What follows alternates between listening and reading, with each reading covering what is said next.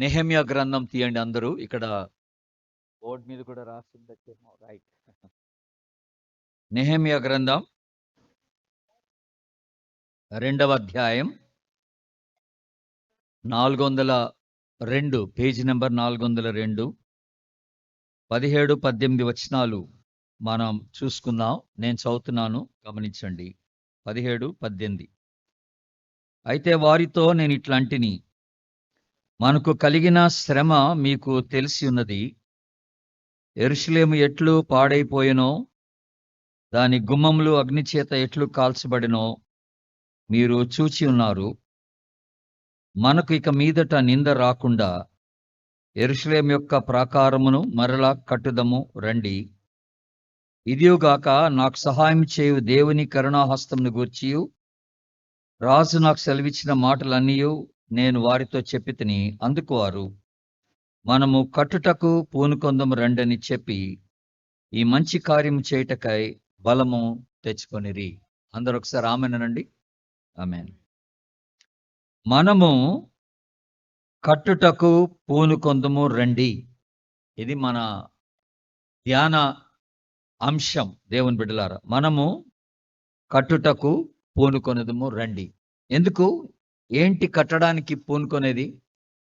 యెరూషలేము యొక్క ప్రాకారము, దాని యొక్క గుమ్మములన్నీ కూడా కాల్చివేయబడ్డాయి. ప్రాకారాలు పడదోయబడ్డాయి. అలాగే గుమ్మాలన్నీ కాల్చివేయబడ్డాయి. ఇప్పుడు దాన్ని మళ్ళీ కట్టాలని నెహెమ్యా భారం కలిగిన వాడై, ఆయన బబులోను నుండి ప్రయాణమై ఇక్కడికి వచ్చి ఆ ప్రజల్ని పురికొల్పి మనము తిరిగి కట్టుదము రండి అని, ఈ మంచి కార్యం చేయడానికి మనందరం బలం పుచ్చుకోవాలని చెప్పి వాళ్ళని ప్రోత్సహిస్తున్నట్టుగా ఉంది దేవుని. బైబిల్లో యెరూషలేంకి చాలా ప్రాముఖ్యత ఇవ్వబడింది. దాదాపుగా 800 సార్లు బైబిల్లో యెరూషలేం అనే మాట మనం చూస్తాం. దాన్ని బట్టి మనకు అర్థమవుతుంది ఎంత ప్రాముఖ్యత దేవుడు బైబిల్లో యెరూషలేంకి ఇచ్చాడనేది జ్ఞాపకం చేసుకుంటున్నాం. ఇంకొక 2 మాటలు మనం లోపలికి వెళ్ళడానికంటే ముందుగా మీకు గుర్తు చేస్తాను. 46వ కీర్తన దయచేసి తీయండి. 46వ కీర్తన 4వ వచనం. 46వ కీర్తన 4వ వచనం. ఒక నది కలదు, దాని కాలువలు దేవుని పట్టణమును, సర్వోన్నతుని మందిరపు పరిశుద్ధ స్థలమును సంతోషపరచుచున్నవి అనుంది. దేవుని పట్టణము అనే మాట. దేవుని పట్టణం అంటే యెరూషలేం. యెరూషలేం గురించిన ప్రస్తావన ఇక్కడ జరిగింది. ఆ తదుపరి దేవుడు యెరూషలేముకి ఎంత ప్రాముఖ్యత ఇచ్చాడో మనం ఇంకొక మాట కూడా చూసి అర్థం చేసుకోవచ్చు. అదేమిటంటే యెషయా గ్రంథం 62వ అధ్యాయం చూడండి దయచేసి. యెషయా గ్రంథం 62వ అధ్యాయం 6వ వచనం. యెషయా 62:6. యెరూషలేమా, నీ ప్రాకారముల మీద నేను కావలి వారిని ఉంచి ఉన్నాను. చూసారా, దేవుడు యెరూషలేం పట్ల ఉన్న దేవునికి ఉన్న కన్సర్న్, ఆసక్తి ఏమిటనంటే దాని చుట్టూ కావలి వారిని పెట్టాడంట. యెరూషలేం చుట్టూ కావలి వారిని ఉంచినట్టుగా మనం గమనిస్తున్నాం దేవుని బిడ్డలారా. దాదాపుగా 6వ శతాబ్దంలో ఈ యెరూషలేం ప్రాకారాలు కూల్చివేయబడ్డట్టుగా మనం చూస్తున్నాం. మీరు ఒకసారి దినవృత్తాంతములు 2వ గ్రంథాన్ని తీయండి దయచేసి. లాస్ట్ చాప్టర్ అంటే మనకి దాదాపుగా 391 పేజ్ నెంబర్. దినవృత్తాంతములు 2వ గ్రంథం 36వ అధ్యాయం 19వ వచనం చదువుతున్నాను, గమనించండి. 2వ దినవృత్తాంతములు, 2 Chronicles chapter 36, 36వ అధ్యాయం 19వ వచనం. అదియుగాక కల్దీయులు దేవుని మందిరమును తగలబెట్టి యెరూషలేం ప్రాకారమును పడగొట్టి దాని యొక్క నగరులన్నిటినీ కాల్చివేసిరి. దానిలో ప్రశస్తమైన వస్తువులన్నిటినీ బొత్తిగా పాడు చేసిరి. ఇది కొంత బ్యాక్గ్రౌండ్ హిస్టరీగా నేను మీకు జ్ఞాపకం చేస్తున్నటువంటి మాట. దేవుని బిడ్డలారా, ఇప్పుడు మళ్ళీ మనం ఈ దినవృత్తాంతముల తర్వాత మనకి ఎజ్రా తర్వాత నెహెమ్యా గ్రంథానికి రండి. ఇప్పుడు మళ్ళీ నెహెమ్యా గ్రంథానికి వస్తే మనము మొదటి వచనంలో ఒక మాట జ్ఞాపకం చేసుకోవాల్సిన మాట అక్కడ రాయబడి ఉంది. 3వ వచనం, మొదటి అధ్యాయం, నెహెమ్యా గ్రంథం మొదటి అధ్యాయం 3వ వచనం. వారు చెరపట్టబడిన వారిలో శేషించిన వారు ఆ దేశంలో బహుగా శ్రమను నిందను పొందుచున్నారు. మరియు యెరూషలేము యొక్క ప్రాకారం పడద్రోయబడినది, దాని గుమ్మములను అగ్నిచేత కాల్చబడినవని నాతో చెప్పిరి. నాతో అంటే ఎవరితో? నెహెమ్యాతో చెప్పిరి. నెహెమ్యా దేవుని పట్టణమైనటువంటి యెరూషలేమును గురించిన కొంత ఇన్ఫర్మేషన్, సమాచారాన్ని సేకరించాడు. ఇక్కడ దాని స్థితిగతులు సేకరించాడు, దాని దుస్థితిని గురించిన వివరాలు సేకరించినట్టుగా చూస్తున్నాం ఇక్కడ దేవుని బిడ్డలారా. మనం ఇంకో విషయాన్ని గమనించాల్సింది ఏమిటంటే, ఇలాగా ఎక్కడో రాజుగారి దగ్గర గిన్నె అందించేవాడిగా ఉన్నటువంటి నెహెమ్యాకి ఈ ఇన్ఫర్మేషన్ అందింది. దేవుని పట్టణం పాడైపోయింది, గుమ్మాలు కాల్చివేయబడ్డాయి, ప్రజలెంతో దుస్థితిలో ఉన్నారు, శ్రమను, బాధను, కష్టమును అనుభవిస్తున్నారని ఆయన తెలుసుకున్న వెంటనే నెహెమ్యా ఏం చేశాడో చూద్దాం. తెలుసుకున్న వెంటనే నెహెమ్యా యొక్క స్పందన ఏమిటో చూడండి దేవుని బిడ్డలారా. 4వ వచనం, ఏది? మొదటి అధ్యాయం 4వ వచనం. ఈ మాటలు విన్నప్పుడు నేను కూర్చుండి ఏడ్చి కొన్ని దినములు దుఃఖముతో ఉపవాసముండి ఆకాశమందలి దేవుని ఎదుట విజ్ఞాపనము చేసి తిని. దేవునికి స్తోత్రం. ఎంత చక్కని మాట అండి. కొన్ని దినాలు దేవుని సన్నిధిలో ఉపవాసం ఉండి ప్రార్థన చేశాడట, కన్నీళ్లు కార్చాడట. ఆయన అక్కడికి వెళ్ళలేని పరిస్థితి, కానీ అంతకన్నా ముందుగా దేవుని సన్నిధిలో విజ్ఞాపనం చేశాడు. తన ప్రజలు ఇలాగా శ్రమ పడుతున్నారు, దేవుని పట్టణం పాడైపోయింది, దుస్థితిలో ఉందని చెప్పి దేవుని సన్నిధిలో మొరపెట్టడం మొదలెట్టాడు దేవుని బిడ్డలారా. ఇప్పుడు మనం ఈ రాత్రి ఈ విషయాన్ని చూడడం అదేంటనంటే, ఒక బ్యూటిఫుల్ ప్రేయర్. ఇక్కడ ఒక చక్కని ప్రార్థన నెహెమ్యా చేస్తాడు. 5వ వచనం నుండి మనం కొన్ని వచనాలు చదివితే కింద వరకు చక్కని ప్రార్థన దేవుని సన్నిధిలో చేస్తాడు. ఆ ప్రార్థన ప్రజల తరపున ప్రార్థన చేసినట్టుగా ఉంటది. తన ప్రజలతో తను ఏకీభవించుకొని, మేము తప్పు చేశాం, మేము పాపం చేశాం, మమ్మల్ని క్షమించు ప్రభువా, మాకు ఎట్లయినా ఒక మంచి స్థితిని మళ్ళీ మాకు కలిగించు అన్నట్టుగా దేవుని సన్నిధిలో అక్కడ నెహెమ్యా ఉపవాసం ఉండి కొన్ని దినాలు దేవుని సన్నిధిలో మొరపెడుతున్నటువంటి వాడుగా ఉన్నట్టుగా మనం గమనిస్తున్నాం దేవుని బిడ్డలారా. తర్వాత మీరు 2వ అధ్యాయం, అంటే ఇప్పుడు మళ్ళీ చదవాల్సిన పని లేదు, కానీ 2వ అధ్యాయానికి వస్తే మనకు అక్కడ కనపడుతున్నటువంటి ఒక దృశ్యం ఏంటంటే, ఇక నెహెమ్యా ప్రార్థన చేసిన తర్వాత ఎట్లాగైనా సరే నేను అక్కడికి వెళ్ళాలనుకుంటాడు. యెరూషలేంకి వెళ్ళి ఆ సంగతి ఏంటో చూస్తాను, దాన్ని ఎలాగైనా బాగు చేసే పరిస్థితి ఉందేమో నేను చూస్తాను, మేమందరం కలిసి ఏదో ఒక కార్యం చేయాల్సిందే అన్నటువంటి ఒక దృఢ నిశ్చయం చేసుకొని ఆయన ప్రార్థన చేసి ఆయన రాజుగారి దగ్గరికి వెళ్ళినట్టుగా ఉంటది. ఒకసారి మీరు 2వ అధ్యాయంలో ఒక్క మాట మీకు జ్ఞాపకం చేస్తాను, గమనించండి. 2వ అధ్యాయం 4వ వచనాన్ని చదువుతున్నాను, గమనించండి. ఏది? నెహెమ్యా గ్రంథం 2వ అధ్యాయం 4వ వచనం. అప్పుడు రాజు, ఏమి కావలసి నీవు మనవి చేయుచున్నావని నన్ను అడుగగా. ఇది చాలా బ్యూటిఫుల్ మాట. రాజుగారు ఈ నెహెమ్యాను అడిగాడు, నీకేం కావాలో చెప్పు, ఎందుకు నువ్వు విచారంగా ఉన్నావు, ముఖమంతా దిగాలుగా పెట్టుకొని ఎందుకున్నావు చెప్పు అని అన్నప్పుడు చెప్తాడు. ఆయన పట్టణాన్ని గురించిన విషయాలు చెప్తాడు. అయితే ఇక్కడ చూడండి ఏమని, ఎలాగ రాజుతో మాట్లాడాడో ఇక్కడ రాయబడి ఉంది. అదేంటనంటే, ఏమి కావలసి నీవు మనవి చేయుచున్నావని నన్ను అడుగగా నేను ఆకాశమందలి దేవునికి ప్రార్థన చేసి రాజుతో ఇట్లా అన్నాను అంటాడనమాట. ఆకాశమందలి దేవునికి ప్రార్థన చేసి రాజుగారితో మాట్లాడుతున్నాను అనమాట. వెరీ మూమెంట్, ఆ క్షణంలోనే రాజుగారు అడిగిన వెంటనే తన మనసులో మొట్టమొదటిగా దేవునికి ప్రార్థన చేసి ఆ తర్వాత రాజుని సంప్రదించినట్టుగా చూస్తున్నాం. అంటే దీని అర్థం ఏంటంటే, నెహెమ్యా స్ట్రాంగ్ గా బలంగా నమ్మింది ఏంటంటే, ఏ అధికారి ద్వారానైనా రాజుగారి ద్వారానైనా నాకు సహాయము దొరుకుతున్నప్పటికీ ఆ సహాయము దేవుని నుండి వస్తుందని గుర్తిస్తున్నాడు అనమాట. కనుక నేను దేవునికి ప్రార్థన చేసి రాజుగారిని అడుగుతున్నాను అంటున్నాడు అనమాట. అంటే దాన్ని బట్టి అర్థం ఏంటంటే, నేను దేవునికి ప్రార్థన చేసినప్పుడు దేవుడు ఎవరి ద్వారానైనా ఈ సహాయం ఇవ్వగలడు, దేవుడు ఏ మనుషులైనా వాడుకోగలడు. ఏ అధికారినైనా వాడుకోగలడు, ఏ విశ్వాసనైనా దేవుడు వాడుకోగలడు. ఎలాంటి వ్యక్తినైనా దేవుడు వాడుకొని దేవుడు మనకి సహాయం చేయడానికి సిద్ధంగా ఉంటాడని నెహెమ్యా నమ్మాడు. అలాగే నమ్మి దేవునికి ప్రార్థన చేసి రాజుగారిని సంప్రదించినట్టుగా ఉన్నది దేవుని బిడ్డలారా. ఫైన్. ఇక ఆ తర్వాత ఇప్పుడు మనం అక్కడ డీటెయిల్స్ చూడాల్సిన పని లేదు, మీరు ఇంటికి వెళ్ళి చదవండి. ఇక రాజుగారు నెహెమ్యా యొక్క రిక్వెస్ట్, తాను పెట్టినటువంటి ఆ విన్నపాన్ని రాజుగారు అంగీకరించి తనకు కావలసిన వస్తువులు, తనకు కావలసిన మనుషులు, సెక్యూరిటీ ఇదంతా ఇచ్చి నువ్వు యెరూషలేంకి వెళ్ళి ఆ పని ఏంటో చూడమంటాడు రాజుగారు. ఆ పని ఏంటో యెరూషలేం యొక్క ప్రాకారాల సంగతి చూసుకోపో అని పంపిస్తాడు. చాలా గొప్ప రెస్పాన్స్ రాజుగారి దగ్గర నుంచి వస్తుంది దేవుని బిడ్డలారా. ఊహించినటువంటి ఒక గొప్ప రెస్పాన్స్ వస్తుంది. ఎందుకంటే అబ్సల్యూట్ గా కొన్ని దినాలు ఉపవాసం ఉండి ప్రార్థన చేశాడు దేవుని సన్నిధిలో. దేవుడే నాకు సహాయం చేయాలని మొరపెట్టాడు దేవుని బిడ్డలారా. ఆ తదుపరి రాజుగారు అడిగినప్పుడు కూడాను దేవుని సన్నిధిలో ప్రార్థన చేసుకున్నాడు హృదయంలో. వెంటనే రాజుగారిని సంప్రదించాడు.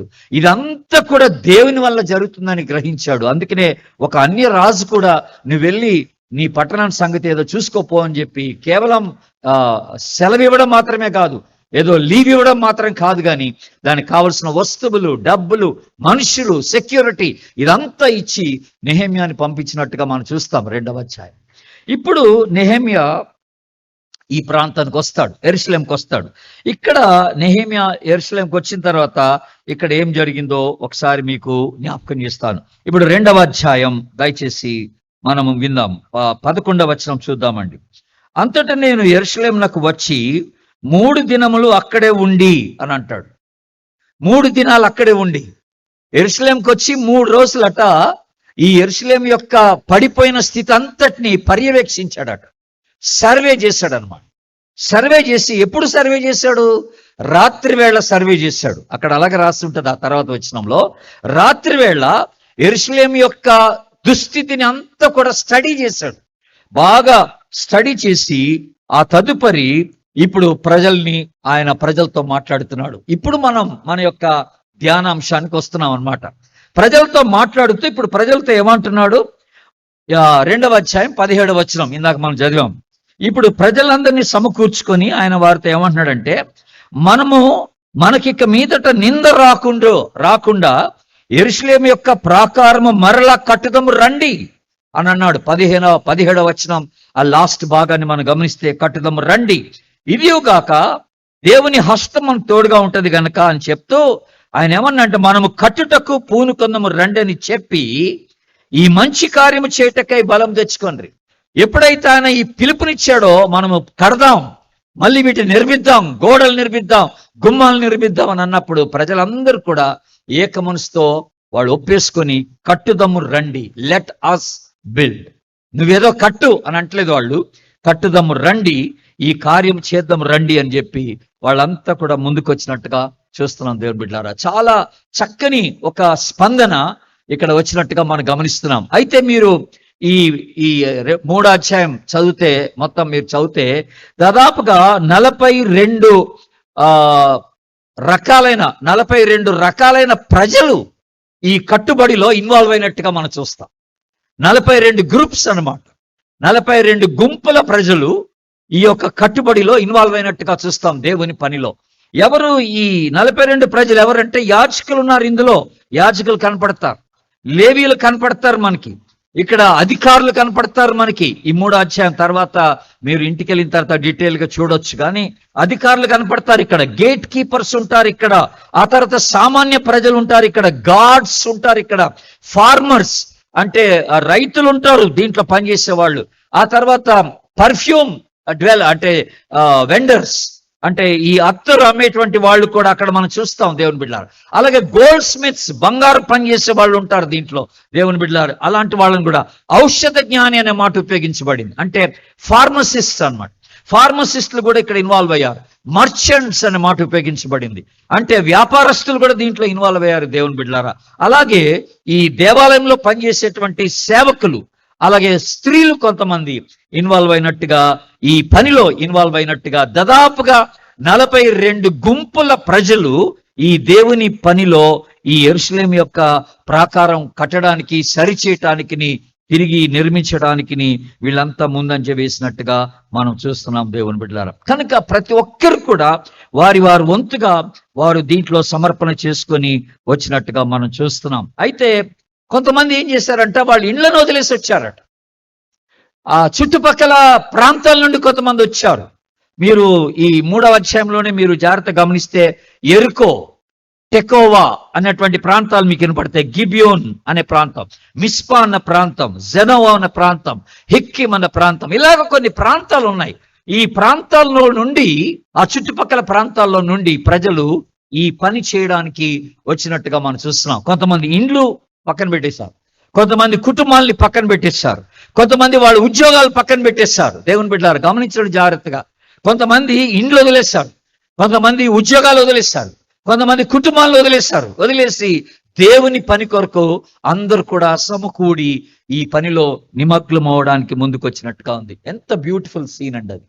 కనుక మీరు ఆలోచన చేయండి, మనము మందిర పని విషయానికి వచ్చినప్పుడు, దేవుని సేవ గురించిన ఆలోచన వచ్చినప్పుడు మన అందరి యొక్క ఇన్వాల్వ్మెంట్ చాలా అవసరం.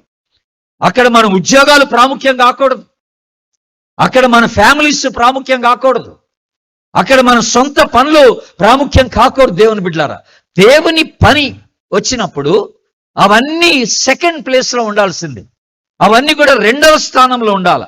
దేవుని పనే మొదటి స్థానంలో ఉండాలి. అందరూ ఒకసారి ఆమెనండి.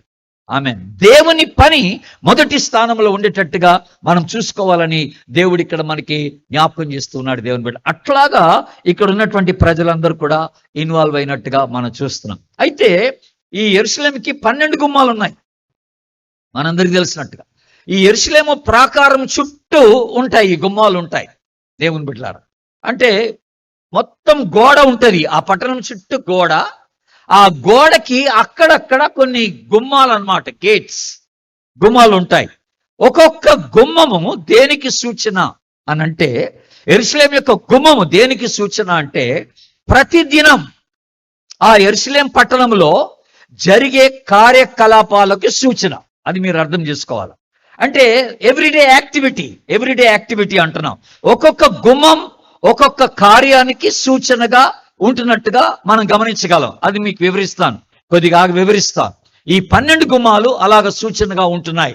Everyday activity of the city of Jerusalem. ఈ యెరూషలేం పట్టణం యొక్క ప్రతిదిన కార్యకలాపాలకు సూచనగా ఈ గుమ్మాలు ఉన్నట్టుగా మనం చూస్తాం. రెండోది, ఈ గుమ్మాలు దేనికి సాదృశ్యంగా ఉంటున్నాయంటే, మన యొక్క ఆధ్యాత్మిక జీవితానికి సాదృశ్యంగా ఉంటున్నాయి. అది కూడా ఈ రాత్రి వేళ నేను మీతో మాట్లాడతాను. ఈ గుమ్మాలు ఆధ్యాత్మికమైన జీవితానికి సాదృశ్యంగా ఉంటున్నాయి. ఒక్కొక్క గుమ్మం ఒక్కొక్క స్థితిని, ఆధ్యాత్మికమైన స్థితిని మనకి జ్ఞాపకం చేస్తున్నట్టుగా ఈ గుమ్మాలు ఉంటున్నాయి. దేవుని బిడ్డలారా, కనుక ఇట్స్ ఎ బ్యూటిఫుల్ స్టడీ. మీరు తర్వాత అయినా మీరు ఇంకా కొంచెం దీర్ఘంగా స్టడీ చేయడానికి ప్రయత్నం చేయండి. నేనైతే ఈ 12 గుమ్మాల గురించిన అవుట్లైన్ ఇవ్వడానికి ట్రై చేస్తాను మీకు. ఒకవేళ వీలవుతే అన్ని ఈరోజు చెప్తానో లేదో నాకు తెలియదు. ఈ రోజు కాకపోతే రేపు రాత్రి కూడా మనం కొన్నిటిని ధ్యానం చేసుకోవడానికి ప్రయత్నం చేద్దాం. ఎందుకంటే ఇవి చాలా ఇంపార్టెంట్, ఈ గుమ్మాలన్నీ కూడా ఇంపార్టెంట్. రండి మనము కలిసి కట్టుదామంటున్నాడు. అందరం కలిసి వీటిని నిర్మిద్దామని నెహెమ్యా పిలుపునిచ్చాడు. దేవుని యొక్క పనిలో అందరికి ఒక పిలుపునిచ్చాడు. అయితే ఇప్పుడు నెహెమ్యా ఎక్కడ స్టార్ట్ చేశాడు? ఈ నిర్మాణం అనేది ఎక్కడ స్టార్ట్ అయింది? 12 గుమ్మాలు ఉన్నాయి.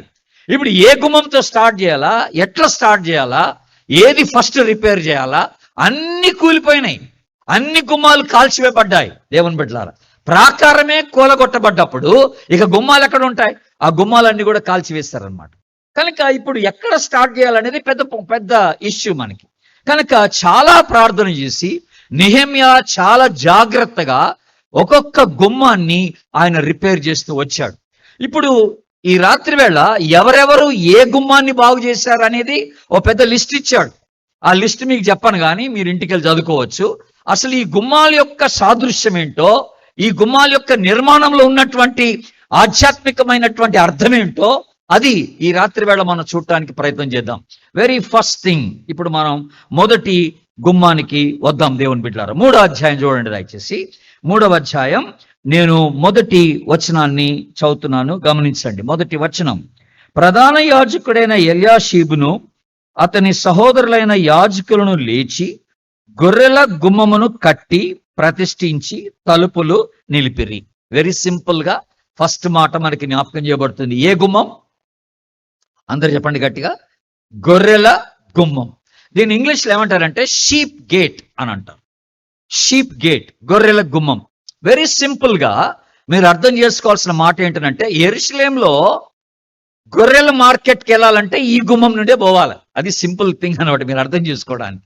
నేను అన్నాను, యెరూషలేంలో ప్రతిదినము జరిగేటువంటి కార్యకలాపాలకు ఈ గుమ్మాలు సూచనగా ఉంటున్నాయని చెప్పాను మీకు. కనుక ఎవరైనా సరే మందిరంలోకి వెళ్ళి అక్కడ ఒక గొర్రెనో అక్కడ బలిగా అర్పించి వాళ్ళ పాపములకు ప్రాయశ్చిత్తముగా అక్కడ యాజకునికి అక్కడ అర్పించాలని అని అనుకుంటే ఫస్ట్ వాళ్ళు చేసే పని ఏంటంటే, ఈ గొర్రెల గుమ్మంలో నుండి వెళ్ళి అక్కడ గొర్రెల మార్కెట్ వస్తుంది అన్నట్టు, అక్కడ ఈ గొర్రెలను కొనుక్కుంటారు అనమాట. కొనుక్కొని అప్పుడు మందిరంలోనికి వెళ్ళి ఆ గొర్రెల్ని అక్కడ బలి కొరకు అర్పిస్తారు, యాజకుని దగ్గర అర్పిస్తారు అన్నమాట. చాలా ఇంపార్టెంట్ విషయాన్ని చాలా చక్కగా బైబిల్లో వివరించబడతా ఉంది. ఇక్కడ ఏంటంటే, ఈ గుమ్మాన్ని బాగు చేసింది ఎవరంటే యాజకులే. ఈ గుమ్మాన్ని బాగు చేసింది ఎవరంటే యాజకులే, దేవుని బిడ్డలారా. కనుక ఇక్కడ గొర్రెల గుమ్మం దేనికి సూచన? ఆధ్యాత్మికమైన జీవితంలో దేనికి సూచన అంటే, ఇది మనందరి నిమిత్తమై మన పాపములను భరించినటువంటి గొర్రెపిల్ల అయిన యేసుక్రీస్తుకి సూచనగా ఉంటుందన్నమాట. గొర్రెపిల్ల అయిన యేసుక్రీస్తు. అందుకనే యోహాను సువార్త 1వ అధ్యాయం మనందరికి తెలిసిన మాటే. యోహాను సువార్త 1వ అధ్యాయం 29వ వచనం. 29వ వచనం చూస్తే, ఇదిగో యోహాను బాప్తిస్మిచ్చి యోహాను అంటున్నాడు యేసు ప్రభుని చూసి, ఇదిగో లోక పాపమును మోసుకొని పోవు దేవుని గొర్రెపిల్ల. గొర్రెపిల్ల అందరూ ఒకసారి ఆమెనండి. లోక పాపమును మోసుకొని దేవుని గొర్రెపిల్ల అనే మాట జ్ఞాపకం చేస్తున్నాడు. కనుక మన యొక్క విశ్వాస జీవితం ఎక్కడ ప్రారంభమవుతుంది అని అంటే రక్షణతోనే ప్రారంభమవుతుంది. గుర్తుపెట్టుకోండి దేవుని బిడ్డ. కనుక ఇంకొక మాటలు చెప్పాలంటే, ఈ గొర్రెల గుమ్మము దేనికి సూచన అంటే మన రక్షణకు సూచన. యేసు ప్రభు ఆయన మన కొరకు బలి అయిపోయినటువంటి గొర్రె పిల్లగా ఆయన ఇక్కడ సూచింపబడుతూ ఉన్నాడు. కనుక ఆయన చనిపోవటం ద్వారా, ఆయన బలి అవటం ద్వారా, ఆయన రక్తాన్ని చిందించటం ద్వారా మనందరికీ రక్షణ సంప్రాప్తి అయిందని మనం జ్ఞాపకం చేసుకుంటున్నాం. అప్పుడు యెరూషలేంలోనైతే ఎవరైనా దేవుని దగ్గరికి వెళ్ళాలంటే వాళ్ళ పాపం నిమిత్తమై ప్రాయశ్చిత్తముగా గొర్రె పిల్లని తీసుకుని వెళ్ళాలి, ఆ యాజకునికి ఇవ్వాలి, యాజకుడు బలి ఇవ్వాలి, రక్తం చిందించాలి, ఇదంతా జరగాలి. ఇప్పుడు అదంతా ఏం అక్కర్లేదని దేవుడు జ్ఞాపకం చేస్తాడు.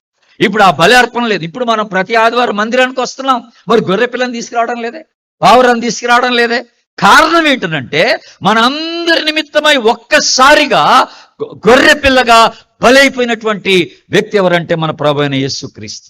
ఆయన ఒక్కసారిగా మనందరి కొరకు బలైపోయినాడు. ఆయన రక్తాన్ని చిందించినాడు. మన పాపములకు ప్రాయశ్చిత్తముగా తన ప్రశస్తమైనటువంటి రక్తాన్ని కార్చి మనకి రక్షణ సంప్రాప్తి చేశాడు. కనుక ఈ రక్షణను బట్టి, ఆయన కార్చిన రక్తమును బట్టి ధైర్యముగా మనం ఆయన సన్నిధిలోనికి ఈరోజు ప్రవేశిస్తున్నామని జ్ఞాపకం చేసుకుంటున్నాం. కనుక ద వెరీ ఫస్ట్ థింగ్ ఈ గొర్రెల గుమ్మం దగ్గర స్టార్ట్ చేశాడు నెహెమ్యా. గొర్రె విశ్వాస జీవితం ఎక్కడ స్టార్ట్ అవుతుందనంటే రక్షణతోనే స్టార్ట్ అవుతుంది. కనుక దేవుని బిడ్డలారా, ఈ రాత్రి వేళ మరొకసారి నేను ప్రశ్న అడుగుతాను, నువ్వు రక్షింపడ్డావా అని? ఈ క్రీస్తు రక్తంలో కడగబడిన అనుభవం నీకుందా అని అడుగుతున్నాను. ఏమో సరదాగా నీ కుటుంబం అంతా మందిరానికి వస్తున్నాను, వచ్చేస్తున్నావా? రాకపోతే గద్దిస్తారు, పేరెంట్స్ ఏమని అనుకుంటారు, పెద్దలు ఏమని అనుకుంటారు, మా సంఘ పెద్దలు ఏమని అనుకుంటారు, లేకపోతే మా సేవకుడు ఏమని అనుకుంటాడు, అలాగనుకొని వస్తున్నావా? లేకపోతే నిజంగా ఈ రక్షింపబడిన అనుభవంతో, క్రీస్తు రక్తంలో కడగబడిన అనుభవంతో నువ్వు దేవుని మందిరానికి వచ్చి ప్రభుని ఆరాధిస్తున్నావని అడుగుతున్నాను. ఈ రక్షణ అనుభవం చాలా అవసరం. క్రైస్తవుడు ఎప్పుడు క్రైస్తవుడు అవుతాడు? రక్షింపబడిన తర్వాతనే. గుడికి వచ్చేవాడు క్రైస్తవుడు కాదు, గుడికి వెళ్ళే వాళ్ళందరూ క్రైస్తవులు కాదు, మందిరానికి వెళ్ళే వాళ్ళందరూ క్రైస్తవులు అవరు. క్రైస్తవ కుటుంబంలో పుట్టినోడు క్రైస్తవుడు అవడో. యేసు క్రీస్తు రక్తంలో కడగబడిన వాడే క్రైస్తవుడు. యేసు క్రీస్తుని సొంత రక్షకునిగా అంగీకరించిన వాడే క్రైస్తవుడు. దేవుని బిడ్డలారా, నా పేరేంటండి? Jenny Christopher. Jenny Christopher. నేను 15వ సంవత్సరం వయసులో రక్షింపడ్డాను. అప్పుడు నా వయసు 15 years. యవనస్తులు వినండి, దేవుడు నాతో ఎలా మాట్లాడాడు తెలుసా అండి? నా పేరుతోనే మాట్లాడాడు. అప్పుడు నేను బక్సింగ్ చర్చ్లోనే ఉన్నాను ఆ రోజున. భక్ష్యం చర్చిలో ఉన్నాను, ఒక యూత్ మీటింగ్ అటెండ్ అవుతున్నాను, వెనకాల కూర్చున్నాను నేను. అప్పుడు ముందున్న ప్రసంగికుడు వాక్యం చెప్తూ వేలు నా వైపు చూపించాడు, ఇలాగా వేలు నా వైపు చూపించన్నాడు. యు ఆర్ ఎ హిపోక్రెట్ అని అన్నాడు. నువ్వు వేషధారి అన్నాడు. ఇదేట్రా బాబు, నా వైపు చూపించి నన్ను వేషధారి అంటున్నాడు ఏట్రా అని అనుకొని, నన్ను కాదేమోలే నా వెనక ఇంకెవరితో మాట్లాడుతున్నాడు కాబోలని నేను వెనక్కి తిరిగి చూస్తాను. నేను వెనక్కి తిరిగి చూస్తే నా వెనకాల ఎవడు లేడు, నేనే లాస్ట్. అప్పుడు నాకు అర్థమైంది, నాతోనే మాట్లాడుతున్నాడు ఈయన, ఈ ప్రసంగికుడు నాతోనే మాట్లాడుతున్నాడు, ఈ దైవజనుడు అని నేను అనుకున్నాను. మరి ఇంతకీ నేనెందుకు హిపోక్రెట్, నేనెందుకు వేషధారని అంటున్నప్పుడు ఆయన వెంటనే నెక్స్ట్ స్టేట్మెంట్ ఇచ్చాడు. అదేమిటంటే, నువ్వు యేసు పేరు పెట్టుకున్నావు, క్రీస్తు పేరు పెట్టుకున్నావు, కానీ నువ్వు క్రీస్తుని కలిగి లేవు అన్నాడు. చూసారా, క్రీస్తు పేరు పెట్టుకున్నావు కానీ క్రీస్తుని కలిగి లేవు అన్నాడు. నా పేరు క్రిస్టఫర్ అంటే అర్థం ఏంటంటే క్రీస్తుని మోసినవాడు అని అర్థం, క్రిస్టఫర్ అనంటే. అప్పుడు నా పేరు నాకు గుర్తొచ్చింది ఆయన ఆ మాట అన్న తర్వాత. నేను క్రిస్టఫర్ అనే పేరు కలిగి ఉన్నాను కానీ క్రీస్తుని కలిగి లేను. అది నన్ను బాగా కలత చెందించింది ఆ రాత్రి వేళ ఆ మందిరంలో. అప్పటికప్పుడే నేను మోకరించో ప్రార్థన చేసుకున్నాను, ప్రభువా ఇది మొదలుకొని నేను జీవించడం అంటూ జరిగితే నీవు లేని జీవితం నాకు అక్కర్లేదు, నీవు నీతో కలిసి జీవించాలని నేను ఇష్టపడుతున్నా. కనుక దయచేసి నా హృదయంలోకి రా ప్రభువా, నన్ను కడుగు, నన్ను పరిశుద్ధపరచు అని చెప్పి ఆ రోజు నా పాపాలు ఒప్పేసుకొని క్రీస్తు రక్తంలో కడగబడి ప్రభుని రక్షకునిగా నేను చేర్చుకోవడం జరిగింది. దేవుని బిడ్డ, అది రక్షణ అనుభవం అంటున్నాం మనం. ఆ వ్యక్తిగతమైన అనుభవం కావాలంటున్నాం. క్రైస్తవ కుటుంబంలో పుడితే నువ్వు క్రిస్టియన్ కాదబ్బాయ్. మీ అమ్మా నాన్న క్రైస్తవులైతే నువ్వు క్రైస్తవుడు కాదు. మీ అమ్మా నాన్న విశ్వాసం అయితే నువ్వు విశ్వాసం కావు. గుర్తుపెట్టుకో, ఇది చాలా ఇంపార్టెంట్ మాట ఇది దేవుని బిడ్డలారా. అందుకనే ఏమంటారంటే, దేవునికి కుమారులు కుమార్తెలే కానీ మనవాళ్ళు మనవరాలు లేరు. God does not have grandchildren. He only has sons and daughters. నువ్వు యేసుప్రభుని అంగీకరిస్తే నువ్వు ఆయన కుమారుడు అవుతావు, నువ్వు యేసుప్రభుని అంగీకరిస్తే నువ్వు ఆయన కుమార్తె అవుతావు, అంతే. నువ్వు అయినందుకు ఆటోమేటిక్గా నీ పిల్లలు ఎవరు, ఆయనకి మనవాళ్ళు మనవరాలు ఉండరు దేవునికి. అందుకనే ఈ రాత్రి వేళ నువ్వు ఒకటి డిసైడ్ చేసుకోవాలా, are you a child of God? నువ్వు దేవుని కుమారుడువా, నువ్వు దేవుని కుమార్తెవా అని అడుగుతున్నాను. క్రీస్తుతో ఆ రక్త సంబంధం నువ్వు కలిగి ఉన్నావని అడుగుతున్నాను నేను దేవుని బిడ్డ. ఈ గొర్రెల గుమ్మం రక్షణకు సాదృశ్యం అనే మాట జ్ఞాపకం చేసుకున్నాం. క్రైస్తవ జీవితం రక్షణతోనే ప్రారంభించబడుతుందని ఇక్కడ బహు క్లియర్గా దేవుని వాక్యం మనకి సెలవిస్తుంది. దేవుని బిడ్డలారా, ఎంత మంచి మాట. కనుక నెహెమ్యా ఇక్కడ స్టార్ట్ చేశాడు ఈ గుమ్మాన్ని. ఇప్పుడు నెక్స్ట్ ఈ గుమ్మం తర్వాత నెక్స్ట్ ఏం జరిగిందో చూద్దాం. ఏ గుమ్మం దగ్గరికి వెళ్ళాడో చూద్దాం. 3వ అధ్యాయం, మళ్ళీ 3వ అధ్యాయానికి రండి. 3వ అధ్యాయం 3వ వచనం చదువుతున్నాను, జాగ్రత్తగా గమనించండి. 3వ అధ్యాయం 3వ వచనం. మత్స్యపు గుమ్మమును హుస్సేనియా వంశస్థులు కట్టిరి, మరియు వారు దానికి దూలములను ఎత్తి తలుపులు నిలిపి తాళములను గడియలను అమర్చిరి. వెరీ సింపుల్ మాట. నెక్స్ట్ గుమ్మం ఏం గుమ్మం? మత్స్యపు గుమ్మం అంటే ఇంగ్లీష్ లో ఫిష్ గేట్ అంటారు. మత్స్యము అంటే ఫిష్. ఈరోజు మధ్యాహ్నం మంచి ఫిష్ కర్రీ, ఫిష్ ఫ్రై తిన్నాను. సిస్టర్ చేశారు, సునీత గారు మంచి ఫ్రై చేశారు. మంచి టేస్ట్ వచ్చింది. మొత్తానికి ఎక్కడి నుంచి పట్టుకొచ్చారు ఫిష్ కానీ మంచి టేస్ట్ వచ్చింది. చాలా బాగుంది, అందరం ఎంజాయ్ చేస్తాం తినేటప్పుడు.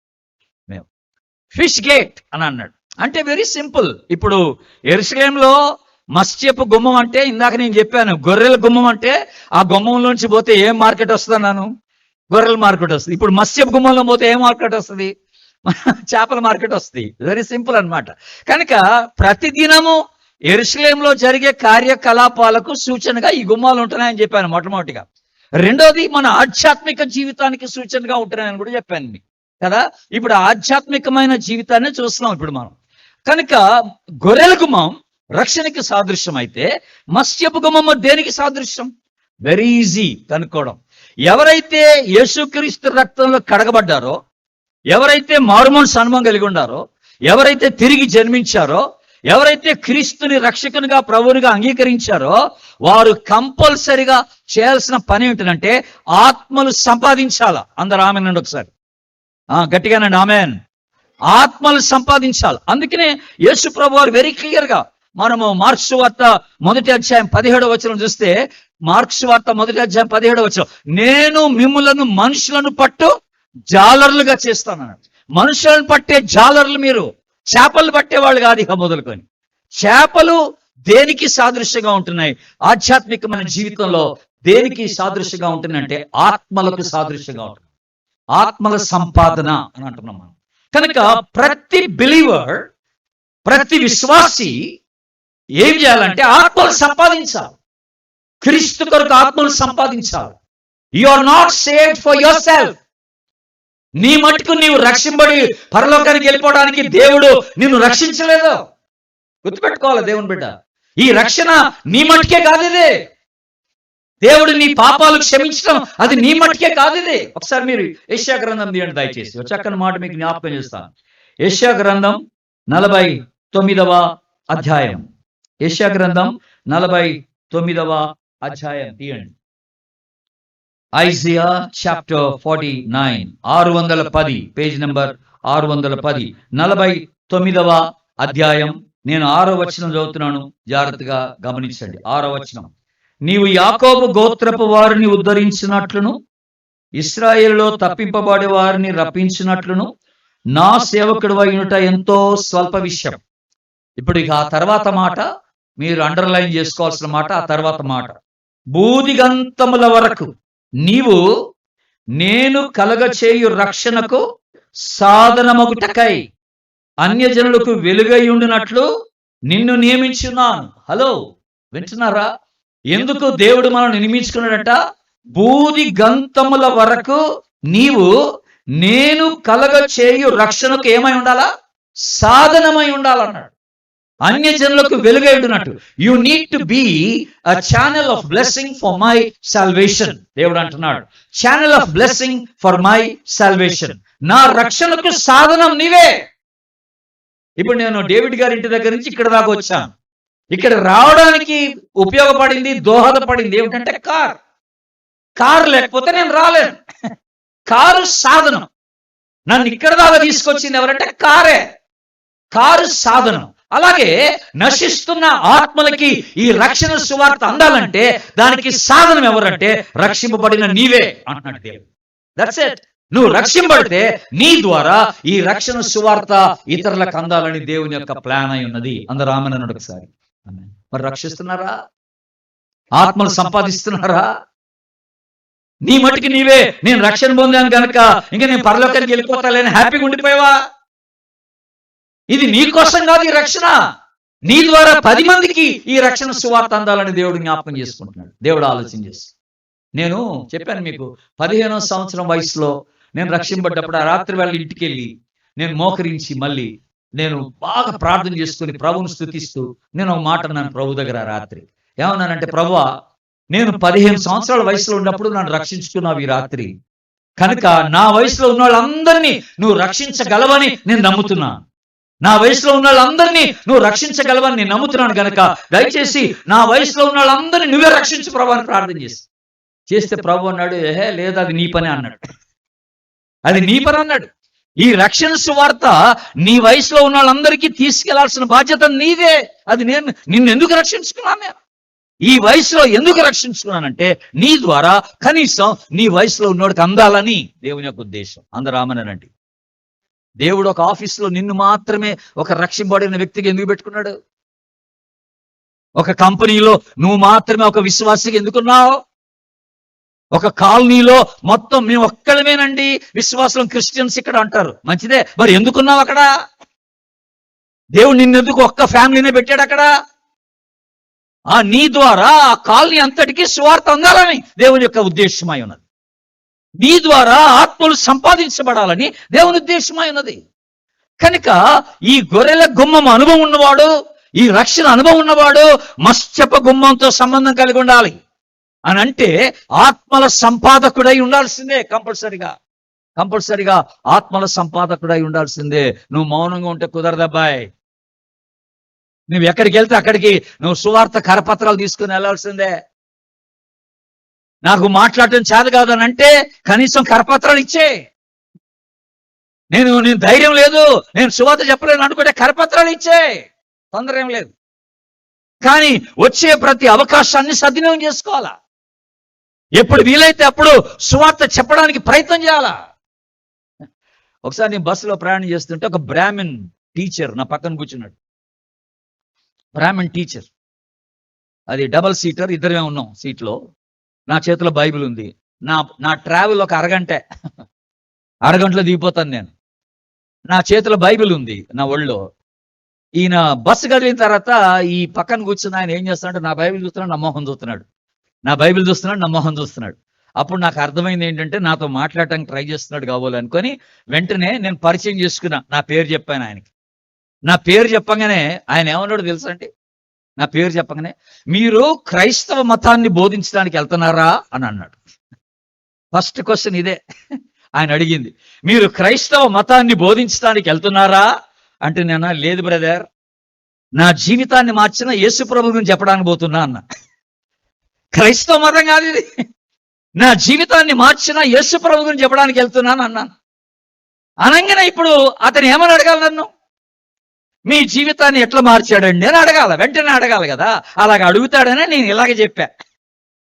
అయితే వాడు చాలా తెలివిమంతుడు, బ్రాహ్మణ్ కదా, అడగలేదు. నన్ను అడగలేదు. నేను వానికన్నా తెలివిమంది. నాకు 20 నిమిషాల ట్రావెల్ ఉంది. ఇంకా నేను వాడు అడగకపోయినా చెప్పేశా. నా జీవితం ఎట్లా మార్చాడో చెప్పా.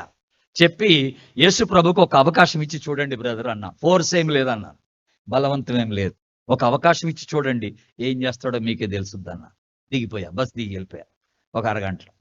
ఎప్పుడు అవకాశం దొరికితే అప్పుడు సువార్త చెప్పాల్సిందే.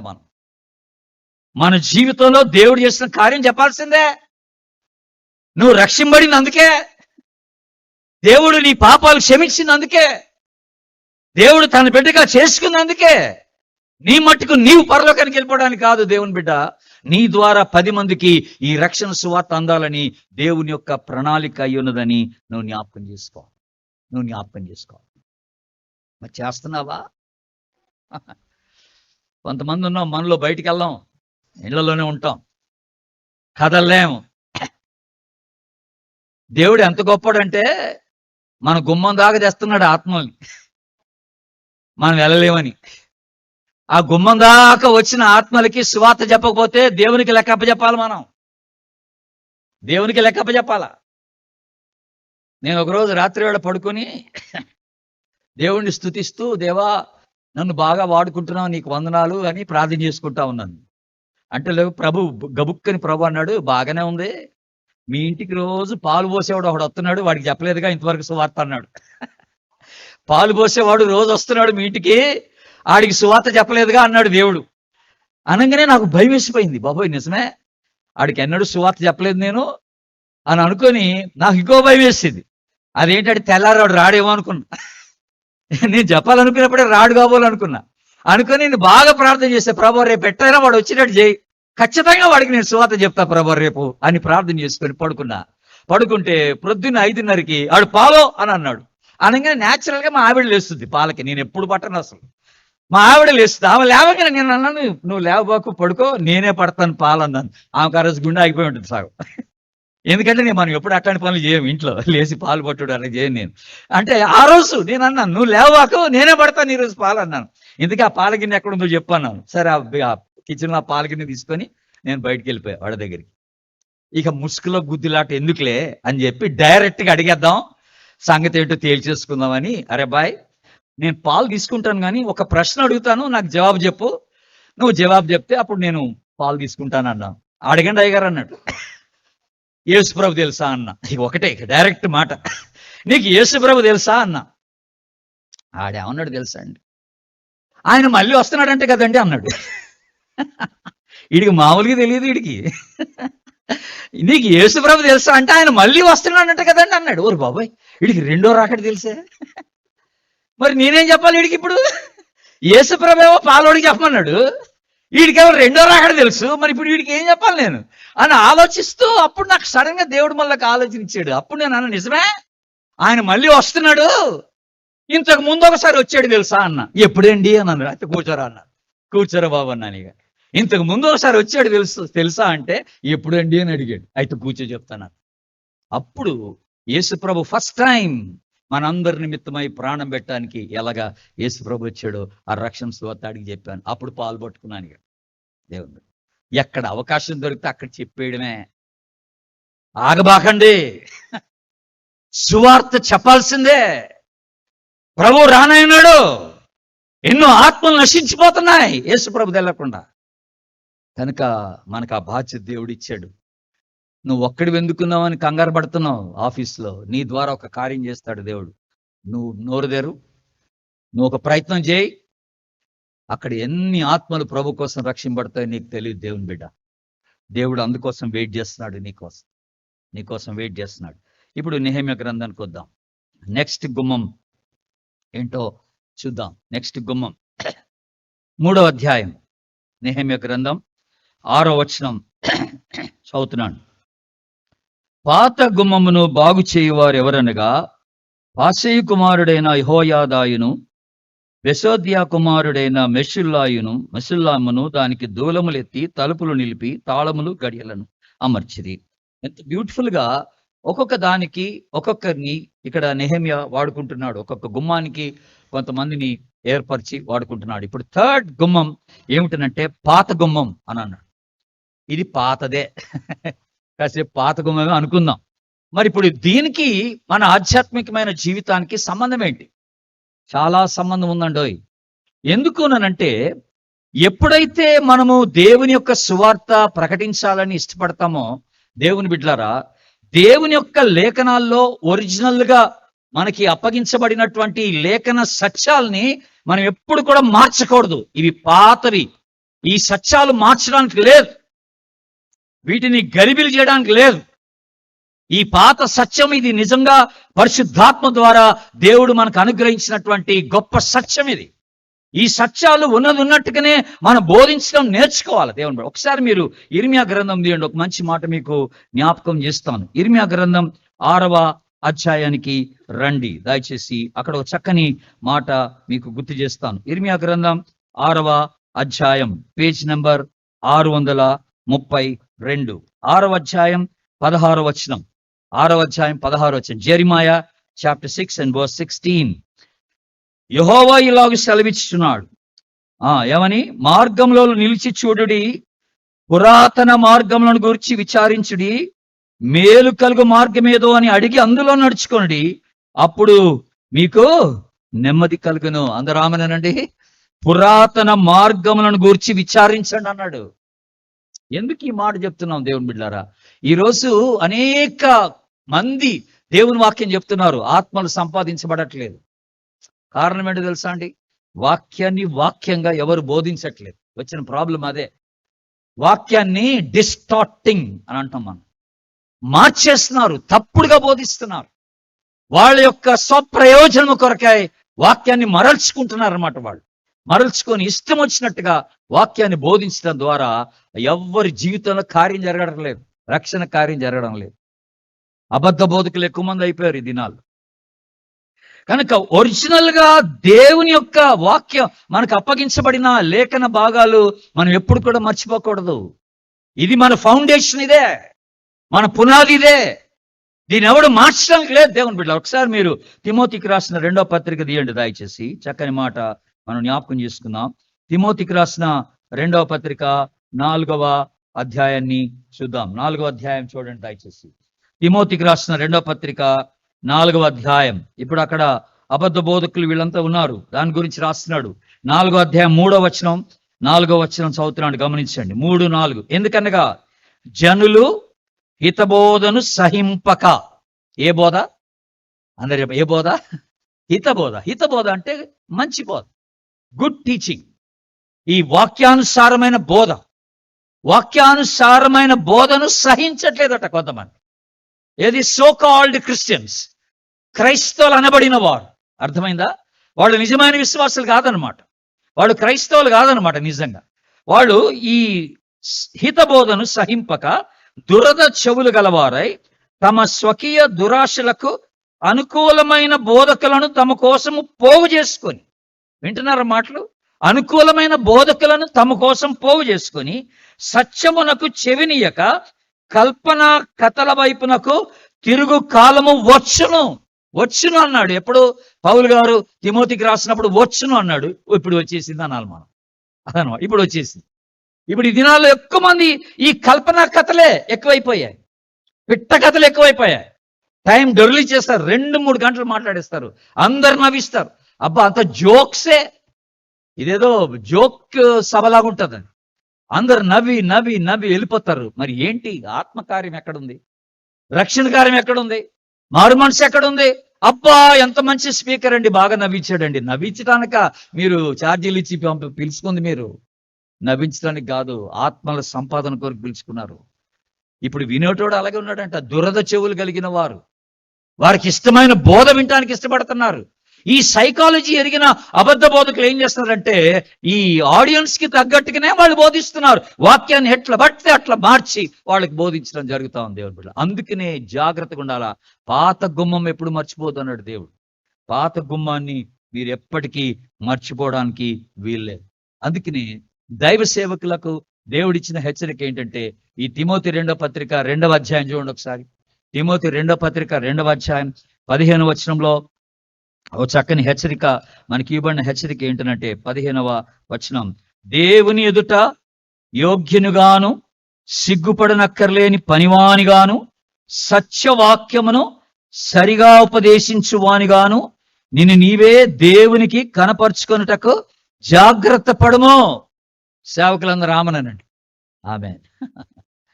దేవుని మహాకృప చేత దేవుడు నాకు ఈ గొప్ప భాగ్యాన్ని ఇచ్చాడు. ఎలాగంటే నేను ఎప్పుడు కూడా పిట్ట కథలు చెప్పా, వాక్యమే చెప్తా. గంట సేపు మాట్లాడి వాక్యమే చెప్తా, ఇక బయటికి పోను. దేవుడు అలా నేర్పించాడు నాకు. వేరే విషయాలు మాట్లాడు, వాక్యం మాట్లాడితే వాక్యమే, గంట అయినా వాక్యమే. ఎందుకు వాక్యం ఎందుకు చెప్పాలి? మనం వినుట వలన విశ్వాసంగా. ఏమి వినుట వలన?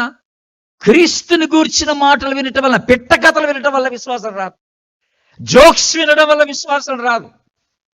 దేవుని మాటలు వినటం వలన విశ్వాసము కలిగిన దేవుని బిడ్డలారా జాగ్రత్త వినండి. అందుకనే సత్యవాక్యాన్ని సరిగా బోధించాలంటున్నాడు.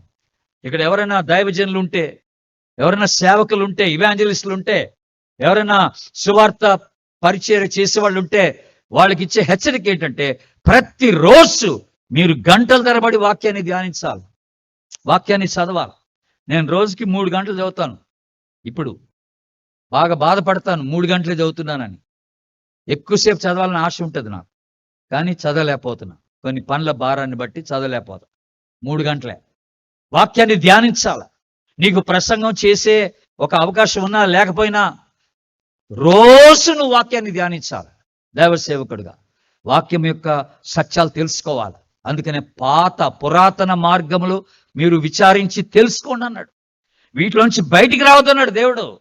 ఆత్మల సంపాదన ఎలా జరుగుతుందంటే సత్యవాక్యమును సరిగా బోధించడం ద్వారా ఆత్మల సంపాదన జరుగుద్దని దేవుడు మనకి జ్ఞాపకం చేస్తాడు. పాత గుమ్మం యొక్క అర్థం అది దేవుని బిడ్డల. మత్స్యపు గుమ్మానికి పాత గుమ్మానికి సంబంధం ఉందన్నమాట. ఇప్పుడు మనం ఆత్మల సంపాదనకును సత్యవాక్యాన్ని సరిగా బోధించడానికి ఈ రెండిటికి దగ్గర సంబంధం ఉందని దేవుడు మనకి జ్ఞాపకం చేస్తాడు. ఇప్పుడు మళ్ళీ నెహెమ్యా గ్రంథంలోనికి వెళ్ళిపోదాం. నెహెమ్యా గ్రంథం 3వ అధ్యాయానికి రండి దయచేసి. ఇప్పుడు ఇంకొక వెరీ ఇంపార్టెంట్ ద్వారం ఒకటి చూద్దాం మనం. ఏంటంటే 13వ వచనం, 3వ అధ్యాయం 13వ వచనం. లోయ ద్వారమును హానూనను జానోహా కాపురస్తులను బాగు చేసి కట్టిన తర్వాత దానికి తలుపులను తాళములు గడియలను అమర్చిరి. ఇప్పుడు ఏం గుమ్మం ఇది? లోయ గుమ్మం. దీన్ని ఇంగ్లీష్లో ఏమంటారంటే వ్యాలీ గేట్ అని అంటారు. వ్యాలీ గేట్, ఇది లోయ గుమ్మం. ఏమండి, లోయ దేనికి సాదృశ్యం?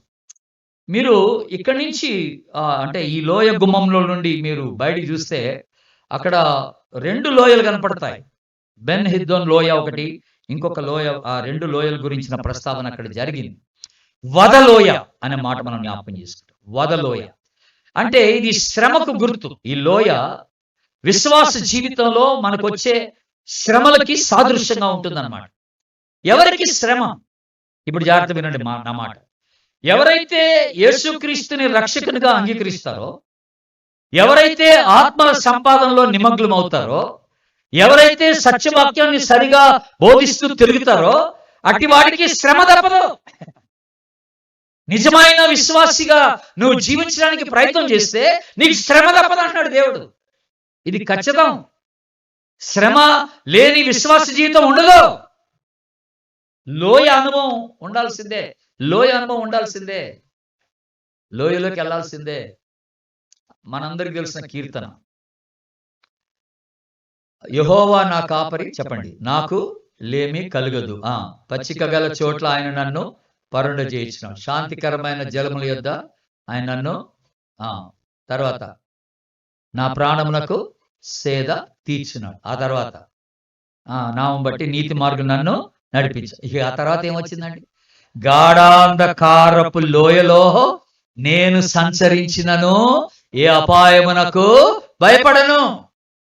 నేను ఒకసారి ఈ 23 కీర్తన 6 వచనాలు 6 ప్రసంగాలు సిద్ధపడ్డా. ఒక్కొక్క వచనం ఒక్కొక్క ప్రసంగం, బ్యూటిఫుల్ గా విశ్వాస జీవితానికి సంబంధించి అన్నమాట. ఇప్పుడు ఏంటంటే పచ్చిక బయళ్ళు, మంచి నీరు, నీటి కాలువలు, సడన్ గా లోయ. సడన్ గా లోయ అనుభవం ఏంటి? పచ్చిక బయళ్ళలో నుంచి లోయలోకి వెళ్ళిపడేటి విశ్వాసి. ఎందుకు లోయలోకి వేసాడంటే దేవుడు, జాగ్రత్త వినాలి ఇప్పుడు అందరూ. ఎప్పుడైనా దేవుడు ఒక విశ్వాసికి ఏదన్నా ఒక పాఠము నేర్పాలనుకుంటే ఆ పాఠము పచ్చిక బయలులో నేర్పడు కానీ లోయలో నేర్పిస్తాడు. గుర్తుపెట్టుకోండి. లోయ అనుభవం తాత్కాలిక అనుభవం. అందరూ ఆమెనండి. ఎక్కువసేపు ఉండదు అక్కడ. నువ్వు పాఠం నేర్చుకున్నంత వరకే లోయ. ఇప్పుడు ఇంకో విషయం ఏంటంటే, ఈ పచ్చిక బయల్లో నడిపించుకుంటూ వచ్చిన తర్వాత ఆ లోయ దగ్గరికి రాగానే దేవుడు అటు నెట్టి, నీ చావేదో నువ్వు చావుపో అండవు, ఆ లోయలో పడేసి. అలాగే నెట్టేసి ఆ శ్రమల్లో పడేసి, నిన్ను ఆ కష్టంలో పడేసి, నీ చావేదో నువ్వు చావండవు. ఎందుకంట ఇక్కడ దావీదు అనుభవంలో ఏమని రాస్తున్నాడు? గాఢాంధకారపు లోయలో నేను సంచరించినను ఏ అపాయమునకు నేను భయపడ్ను. కారణం ఏంటి? నీవు నాకు తోడై ఉన్నావు. ఎక్కడ? లోయలో తోడై ఉన్నావు. అంటే లోయలో మంత ఎవరున్నారు? ప్రభువున్నాడు. ఆమెనండి, లోయలో మంత ఎవరున్నాడు? ఆ లోయ అనుభవంలో నీవు నాతో ఉన్నావు ప్రభు అంటున్నాడు అనమాట. అక్కడ కీర్తనకారుడు దావీదు అంటున్నాడు, అక్కడ నువ్వు నాకు తోడై ఉన్నావు కనుక నీకు భయపడినాడు. ఎప్పుడైనా ప్రభువు నిన్ను ఒక ప్రతికూలమైన పరిస్థితి గుండా తీసుకుని వెళ్తున్నాడు, ఒక లోయ గుండా తీసుకుని వెళ్తున్నాడు అంటే నీకు ఏదో పాఠం నేర్పడానికని నువ్వు తెలుసుకోవాలి. ఏదో నేర్పించడానికి తీసుకెళ్తున్నాడు అక్కడికి. నేను ఏదో సరి చేయడానికి తీసుకెళ్తున్నాడు అక్కడికి. నీకు తనకి ఇష్టం లేనిది ఏదో నీలో ఉంది, అది తీసివేయడానికి కోసం నేను అక్కడ తీసుకెళ్తున్నాడు. అక్కడ అవి నీకు నేర్పించి, నిన్ను సరిచేసి, నిన్ను నలగొట్టి, అదంతా చెత్త చెదారం నీలో నుండి మొత్తం తీసేస్తాడు, తీసి అవతల పడేస్తాడు. నిన్ను శుద్ధి చేయడానికి కోసమే ఈ లోయ అనుభవం అనేది ఒకటి ఉంది దేవునికి. చాలా మంది ఈ మాట చెప్పరు. విశ్వాస జీవితము లోయ అనుభవంతో కూడింది, శ్రమలతో కూడింది. ఫిలిప్పీలకు రాసిన పత్రిక 1వ అధ్యాయం, ఫిలిప్పీలకు రాసిన పత్రిక 1వ అధ్యాయం లాస్ట్ వచనం చదువుతున్నాను, గమనించండి. ఫిలిప్పీలకు రాసిన పత్రిక 1వ అధ్యాయం లాస్ట్ వచనం చదువుతున్నాను, గమనించండి. లాస్ట్ వచనం, క్రీస్తు నందు, 30వ వచనం, క్రీస్తు నందు విశ్వాసముంచుట మాత్రమే గాక ఆయన పక్షమున ఏం చేయాలంట? శ్రమ పడుటయు ఆయన పక్షమున మీకు అనుగ్రహింపబడెను. చూసారండి, విశ్వాసం ఉంచుట మాత్రమే కదా బాయ్, క్రీస్తు పక్షమున శ్రమ పడుటయు నువ్వు నేర్చుకోవాలా. శ్రమ పడటం నేర్చుకోవాలా. ఎవడైనను నన్ను వెంబడించిన ఎడల తను తాను ఉపేక్షించుకొని ప్రతిదినం తన సిలువనెత్తుకోవాలా. సిలువ అంటేనే శ్రమలు. చూసారా, there is no crown without cross. సిలువ లేకుండా కిరీటం లేదు దేవుని బిడ్డల. శ్రమ లేకుండా మహిమ లేదు. శ్రమ లేకుండా మహిమ లేదు. అర్థమవుతుందా? కనుక ఈ లోయ అనుభవం చాలా అవసరం విశ్వాస జీవితానికి. దేవుని బిడ్డ, ఈ రాత్రి వేళ నువ్వెవరువో నాకు తెలియదు. ప్రియ సహోదరి సహోదరుడా, ఒకవేళ ఒక లోయ గుండా వెళ్తున్నావేమో, నీకు అర్థం కావట్లేదు ఎందుకు ఈ లోయలో ఉన్నావని. దేవుడు ఎందుకు ఈ పరిస్థితిని కలగజేశాడని నువ్వు దేవుడిని ప్రశ్నిస్తున్నావు. చాలాసార్లు విశ్వాసులుగా మనం చేసే పొరపాటు ఏంటంటే, మనకి ఏదైనా కష్టం రాగానే వెంటనే మోకరించి ప్రభువా ఈ కష్టం తీసేయమని ప్రార్థిస్తాం. 10 మందికి కాల్ చేసి నా కొరకు ప్రార్థన చేయండి అంట. వెంటనే దేవుడు ఒక విశ్వాసిగా నీకు ఒక కష్టం ఎందుకు రప్పించాడంటే, నువ్వు మోకరించి తీసేయమని ప్రార్థన చేయడం కోసం కాదు. అక్కడ నీకు పాఠం నేర్పడానికి అని చెప్పాను కదా. అందుకే నువ్వు చేయాల్సిన ప్రార్థన ఏంటంటే, ప్రభువా ఇక్కడ నాకేం నేర్పడానికి ఇక్కడ తీసుకొచ్చావని అడగాల. ఈ పరిస్థితి ఎందుకు కలగజేసావు? నాకేం నేర్పించాలనుకుంటున్నావు? నాలో ఏది సరి చేయాలని ఇష్టపడుతున్నావు? నీకు ఇష్టం లేదని ఉంటే చూపించు ప్రభువా. I'm willing to set my self right. నన్ను నేను సరి చేసుకోవడానికి ఇష్టపడుతున్నాను, తీసేసుకోవడానికి ఇష్టపడుతున్నాను, నీకు ఇష్టం లేని అని మనం దేవుని సన్నిధిలో ప్రార్థన చేయాలి. అంతేగాని ఈ శ్రమ తీసేయి, ఈ కష్టం తీసేయి అని అడగకూడదు వెంటనే. చాలా తప్పది. అప్పుడు దేవుని ఉద్దేశం మనం నెరవేర్చలేం. దేవుని బిడ్డల ఎంత చక్కని ఒక ఆలోచన ఇక్కడ. ఒక స్టెప్ బై స్టెప్ నెహెమ్యా వెళ్తున్నట్టుగా ఉంది. ఇప్పుడు మనకి స్టెప్ బై స్టెప్ వెళ్తున్నాం. మొదటి గుమ్మం ఏం గుమ్మం అన్నాను? గొర్రెల గుమ్మం. దేనికి సూచన అన్నాను? రక్షణకి సూచన. రెండో గుమ్మం ఏమన్నాను? మత్స్యపు గుమ్మం. దేనికి సూచన? ఆత్మల సంపాదనకు సూచన. మూడో గుమ్మం ఏమన్నాను? పాత గుమ్మం. అది దేనికి సూచన? సత్యవాక్యం, ఒరిజినల్ లేఖనాలు, ఆత్మానుసారంగా అభిషేకించబడి అనుగ్రహింపబడిన లేఖనాలకి సూచన. ఈ సత్యము నుండి మనం బయటికి రాకూడదు, బయటికి వెళ్ళకూడదు. ఈ సత్యమును అనుసరించి బోధించవలసిన వారమై ఉంటున్నామని దేవుడిని జ్ఞాపకం చేస్తాం. నాలుగో గుమ్మం ఏంటి? లోయ గుమ్మం. ఇది శ్రమలకు గుర్తు. ఇది శ్రమలకు గుర్తు. ప్రభు కోసం సాక్షిగా నిలబడే ప్రతి వ్యక్తికి శ్రమ తప్పదు. ప్రభువును మహింపరచాలనుకునే ప్రతి వ్యక్తికి శ్రమ తప్పదు. నేను క్రీస్తు కొరకే జీవిస్తాను, సాక్షిగా ఉంటాను అనుకున్న వాడికి శ్రమ తప్పదు. గుర్తుపెట్టుకో. అది మీ ఇంట్లో కావచ్చు, మీ ఆఫీస్లో కావచ్చు, ఎక్కడైనా కావచ్చు. శ్రమ గ్యారెంటీ, శ్రమ గ్యారెంటీ. ఇది గుర్తుపెట్టుకో. ఇప్పుడు నెక్స్ట్ గుమ్మం మళ్ళీ 3వ అధ్యాయానికి రండి దయచేసి. 13వ వచనాన్నే మళ్ళీ చూద్దాం ఒకసారి. ఈ రెండు కలిపి ఉన్నాయి బ్యూటిఫుల్ గా. ఎందుకో మరి పరిశుద్ధాత్మ దేవుడు అలాగ రాసి పెట్టాడు మంచిగానే. ఏంటంటే, ఇదియుగాక పెంట ద్వారము వరకుండు గోడ 1000 మూరల దనుక వారు కట్టిరి. ఒకే వచనంలో 2 గుమ్మాలు పెట్టేశాడు. పెంట గుమ్మం అని అన్నాడు, పెంట ద్వారము అని అన్నాడు, లేకపోతే పెంట గుమ్మం అని కూడా అనుకోవచ్చు మనము. పెంట అంటే ఇంగ్లీష్ లో ఏమనంటే డంగ్ గేట్ అని అంటారు.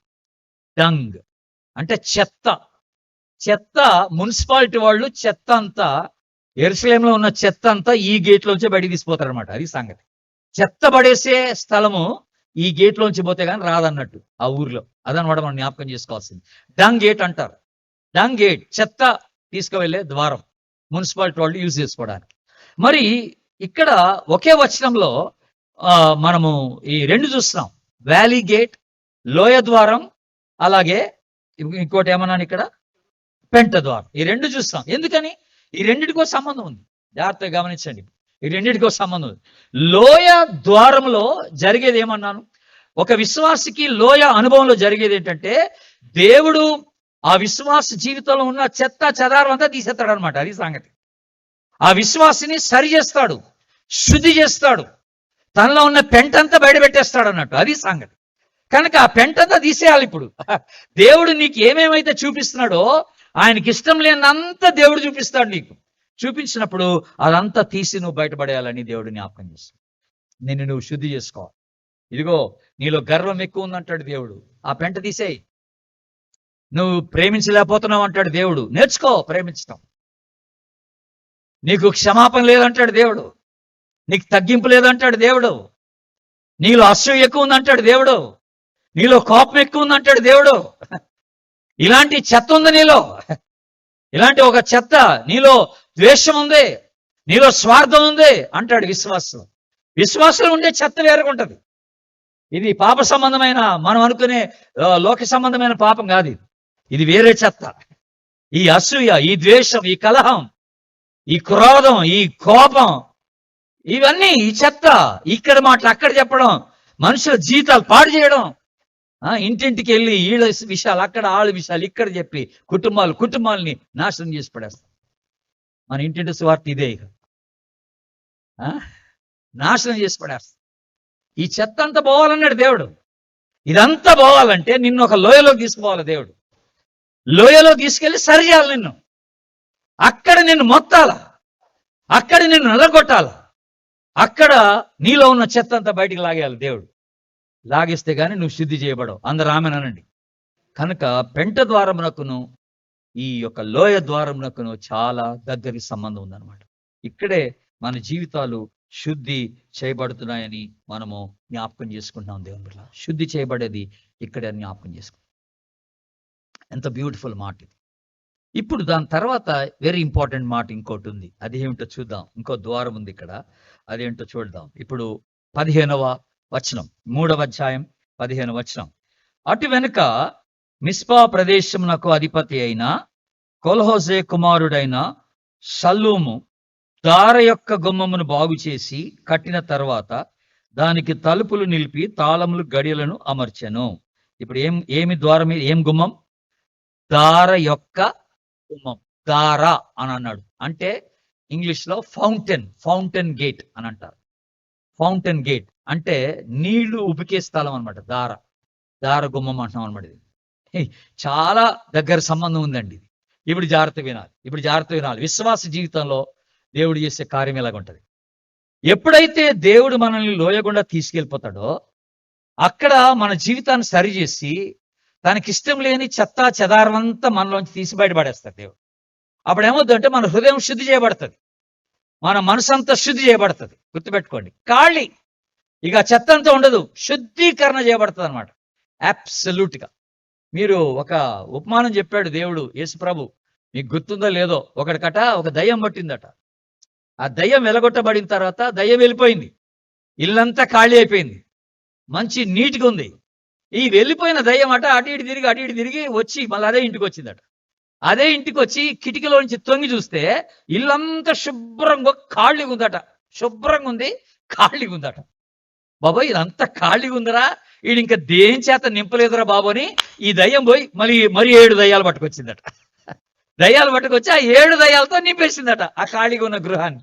మనకి గాస్పుల్స్ లో, సువార్తల్లో దేవుడు ఆ ఉపమానం చెప్పాడు. ఇప్పుడు ఇంతకీ ఈ ఫౌంటైన్, ఈ ఉపికేటువంటిది ఏంటో 7వ అధ్యాయం యోహాను సువార్త తీయండి దయచేసి. ఒక చక్కని మాట మీకు జ్ఞాపకం చేస్తాను. యోహాను సువార్త మొట్టమొదటిగా 4వ అధ్యాయం చూద్దాం. ఫస్ట్ ఆఫ్ ఆల్ 4వ అధ్యాయం యోహాను సువార్త మొట్టమొదటిగా 4వ అధ్యాయం 14వ వచనం. నేనిచ్చు నీళ్లు త్రాగువాడు ఎప్పుడును దప్పిగొనడు, నేను వానికిచ్చు నీళ్లు నిత్య జీవమునకై వానిలో ఊరెడు నీటి బుగ్గ. ఇదే ఫౌంటైన్ అంటే, ఇదే ఊరెడు నీటి బుగ్గ. నేనిచ్చే నీళ్లు తాగితే నీకు ఎప్పుడు దప్పికుండదమ్మాయి. అప్పటికే యేసు ప్రభు ఈ సమరయ స్త్రీ యొక్క బావి కాదు, ఈమె బావి అంతా తోడేశాడు, ఈమె జీవితం అంతా తోడిపడేశాడు, ఈమె బ్రతికంతా బయట పెట్టేశాడు.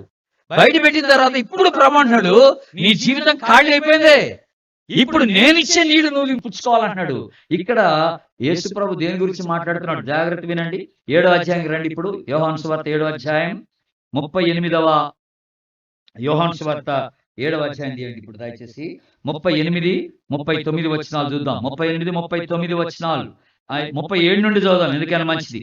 ఆ పండుగలో మహాదినమైన అంత్యదినమున యేసు నిలిచి, ఎవడాయనను దప్పి గొనిన ఎడల నా యొద్దకు వచ్చి దప్పి తీర్చుకొనవలెను. నా యందు విశ్వాసముంచి వాడెవడో లేఖనము చెప్పినట్టు వాని కడుపులో నుండి ఏమొస్తుందంట? జీవజల నదులు పారును. జీవజల నదులు అంటే ఏంటి? 39, తన యందు విశ్వాసముంచి వారు పొందబోవు ఆత్మను గురించి ఆయన ఈ మాట చెప్పాను. దేవునికి స్తోత్రం. ఈ జీవజల నదులు, ఉబికే నీళ్లు దేనికి సూచన అంటే పరిశుద్ధాత్మకు సూచన. గుర్తుపెట్టుకోండి, పరిశుద్ధాత్మకు సూచన. ఎంత గొప్ప మాట! పరిశుద్ధాత్మ చేత నింపబడిన అనుభవంలోనికి రావాలి విశ్వాసి. ప్రతి ఒక్కరికి, ప్రతి విశ్వాసికి పరిశుద్ధాత్మ కావాల్సిందే. ఒకసారి మా యూత్ గ్రూప్ లో అందరిని కూర్చోబెట్టి వాక్యం చెప్పిన తర్వాత ప్రార్థన చేసుకుందాం అన్నాను నేను. మా చర్చిలో ప్రార్థన చేసుకుందాం అని చెప్పి పరిశుద్ధాత్మ నింపుదల కొరకు ప్రార్థన చేద్దాం అన్నా. అనగానే మా యూత్ గ్రూప్ లో ఒక అమ్మాయి అక్కడ కూర్చొని ఏమందంటే, అన్న నాకు పరిశుద్ధాత్మ వద్దు అన్నది. నాకు పరిశుద్ధాత్మ వద్దన్నా అన్నది. నేను ఆశ్చర్యపోయాను. పరిశుద్ధాత్మ కొరకు ప్రార్థన చేద్దామంటే నాకు పరిశుద్ధాత్మ వద్దన్నా అన్నది. ఏంటమ్మా పరిశుద్ధాత్మ వద్దంటున్నావు? ఎందుకంటే అమ్మో నేను అట్ట ఎగరలేను, అట్ట గంతులేను అంటుంది. నేను అట్ట ఎగరలేను, అట్ట గంతు అంటే తన ఉద్దేశం ఏంటంటే ఆత్మచేత నింపబడితే ఎగురుడు గంతులేమనుకోవడం అనమాట. ఇదే తనకు తెలిసిన సత్యం, ఇదే ఎగరడం గంతులేయడమే.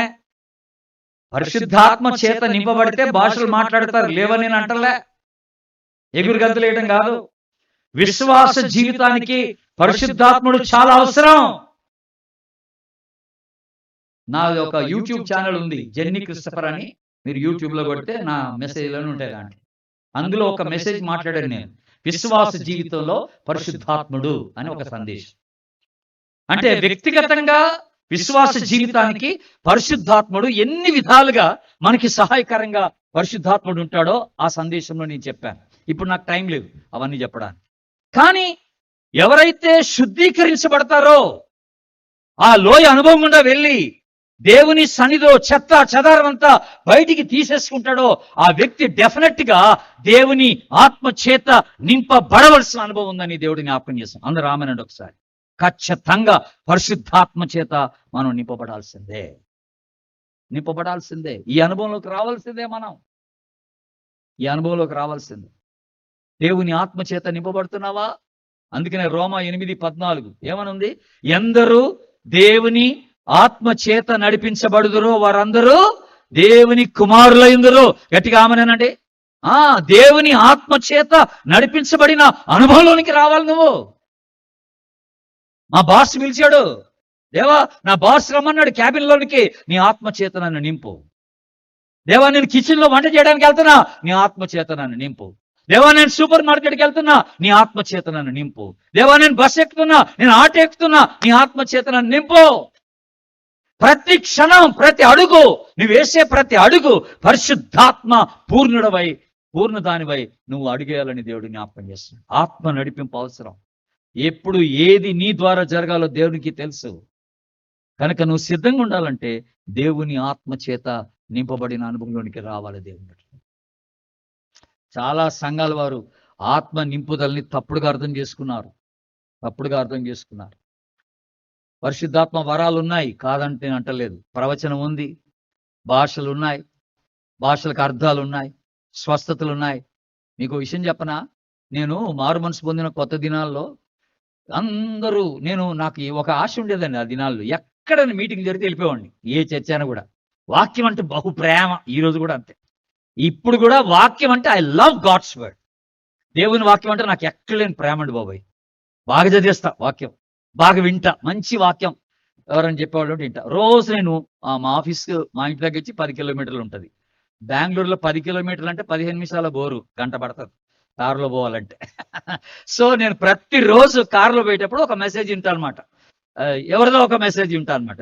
జాన్ పైపర్ కానీ, జాన్ మెకార్థర్ కానీ, లేదా పాల్ వాషర్ కానీ, ఇట్లాంటి కొంత దైవజనులు ఉన్నారు. వీళ్ళ మెసేజ్లు వినుకుంటే పోతాను అనమాట. మరి నాకు కూడా కావాలిగా వాక్యం.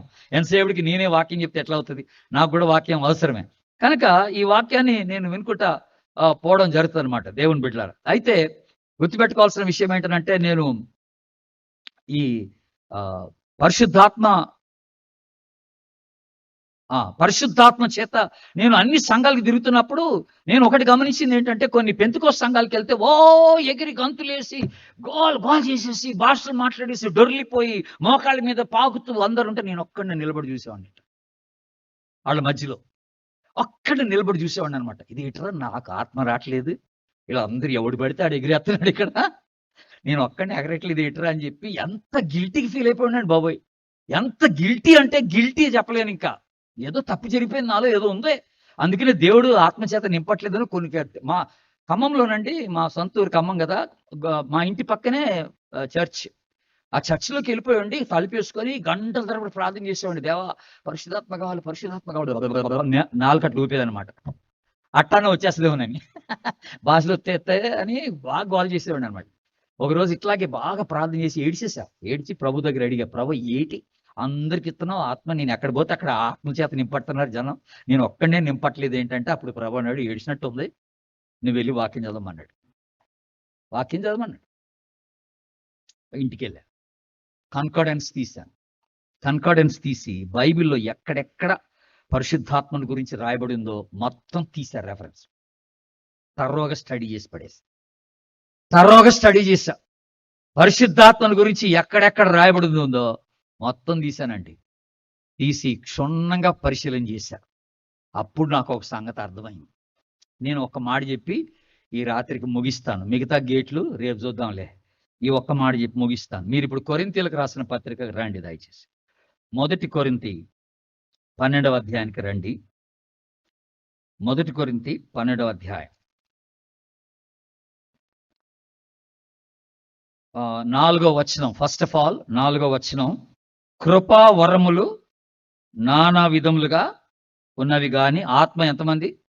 ఒకడే. ఆత్మ ఒక్కడే. వరాలు ఎన్ని? నానా విధములు. అయితే మనం గుర్తుపెట్టుకోవాలి, ఈ ఆత్మ ఒక్కడే, వరాలు వేరు. ఓకే, ఇప్పుడు పేపర్ తిప్పండి. 8వ వచనం నుండి చదువుతున్నాను. 8వ వచనం లేక 7వ వచనం కూడా చదవచ్చు.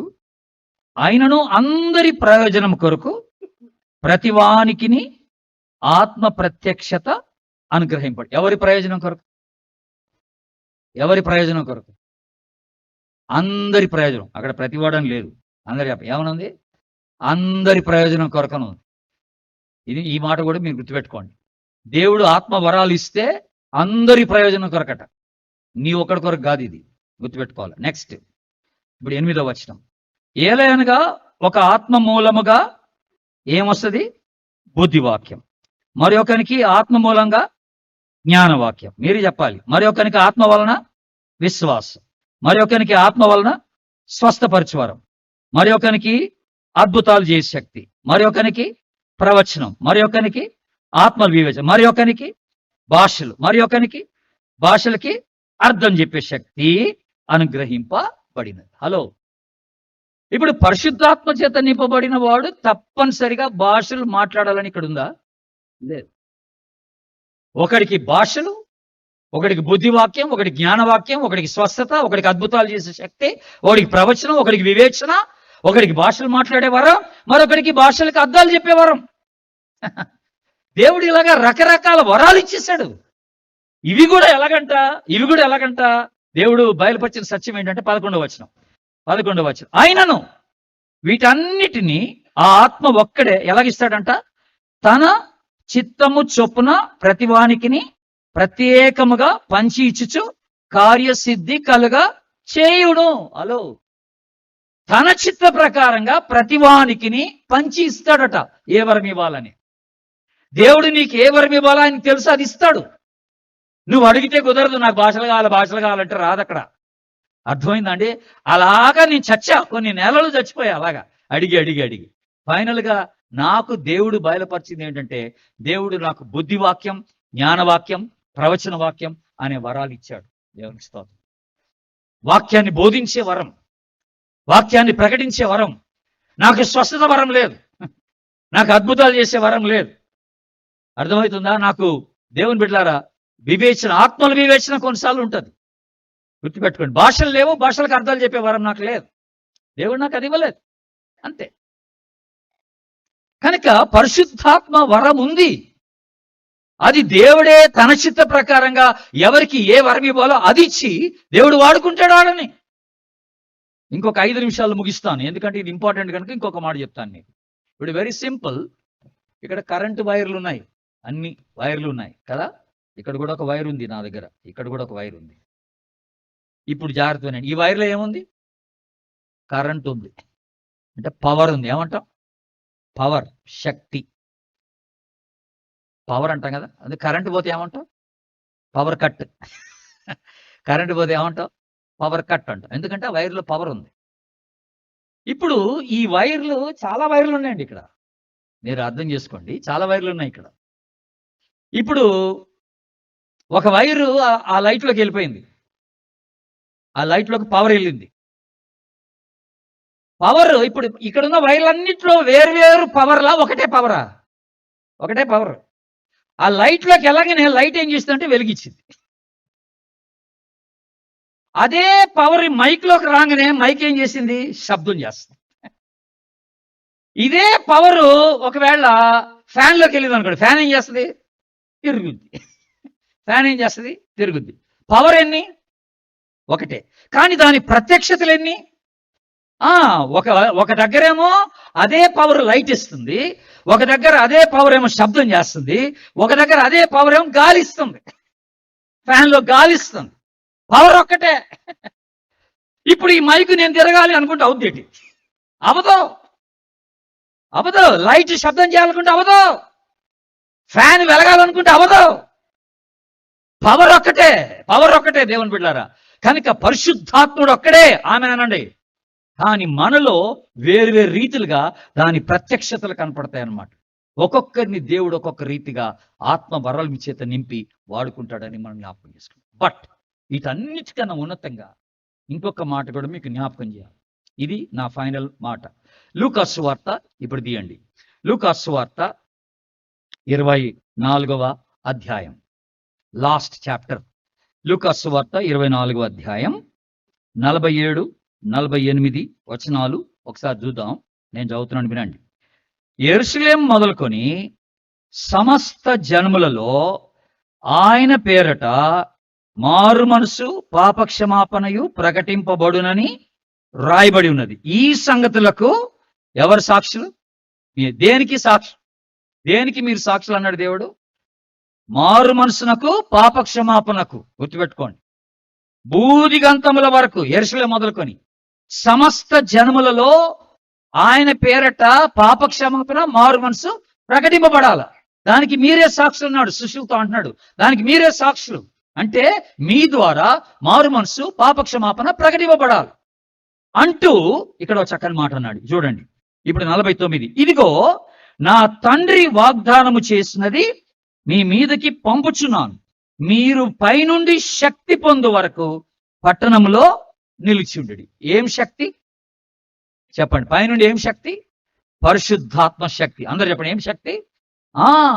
ఇప్పుడు యేసు ప్రభు ప్రథమంగా తన శిష్యులకు పరిశుద్ధాత్మని ఇచ్చింది ఎందుకనంటే, మీరు నాకు సాక్షులై ఉండే నిమిత్తమై. యెరూషలేం మొదలుకొని సమస్త జనముల్లో మీరు మారు మనసు పాపక్షమాపణ మీరు ప్రకటించాలి గనుక మీరు పైనుండి శక్తి మీకు అవసరం అన్నాడు.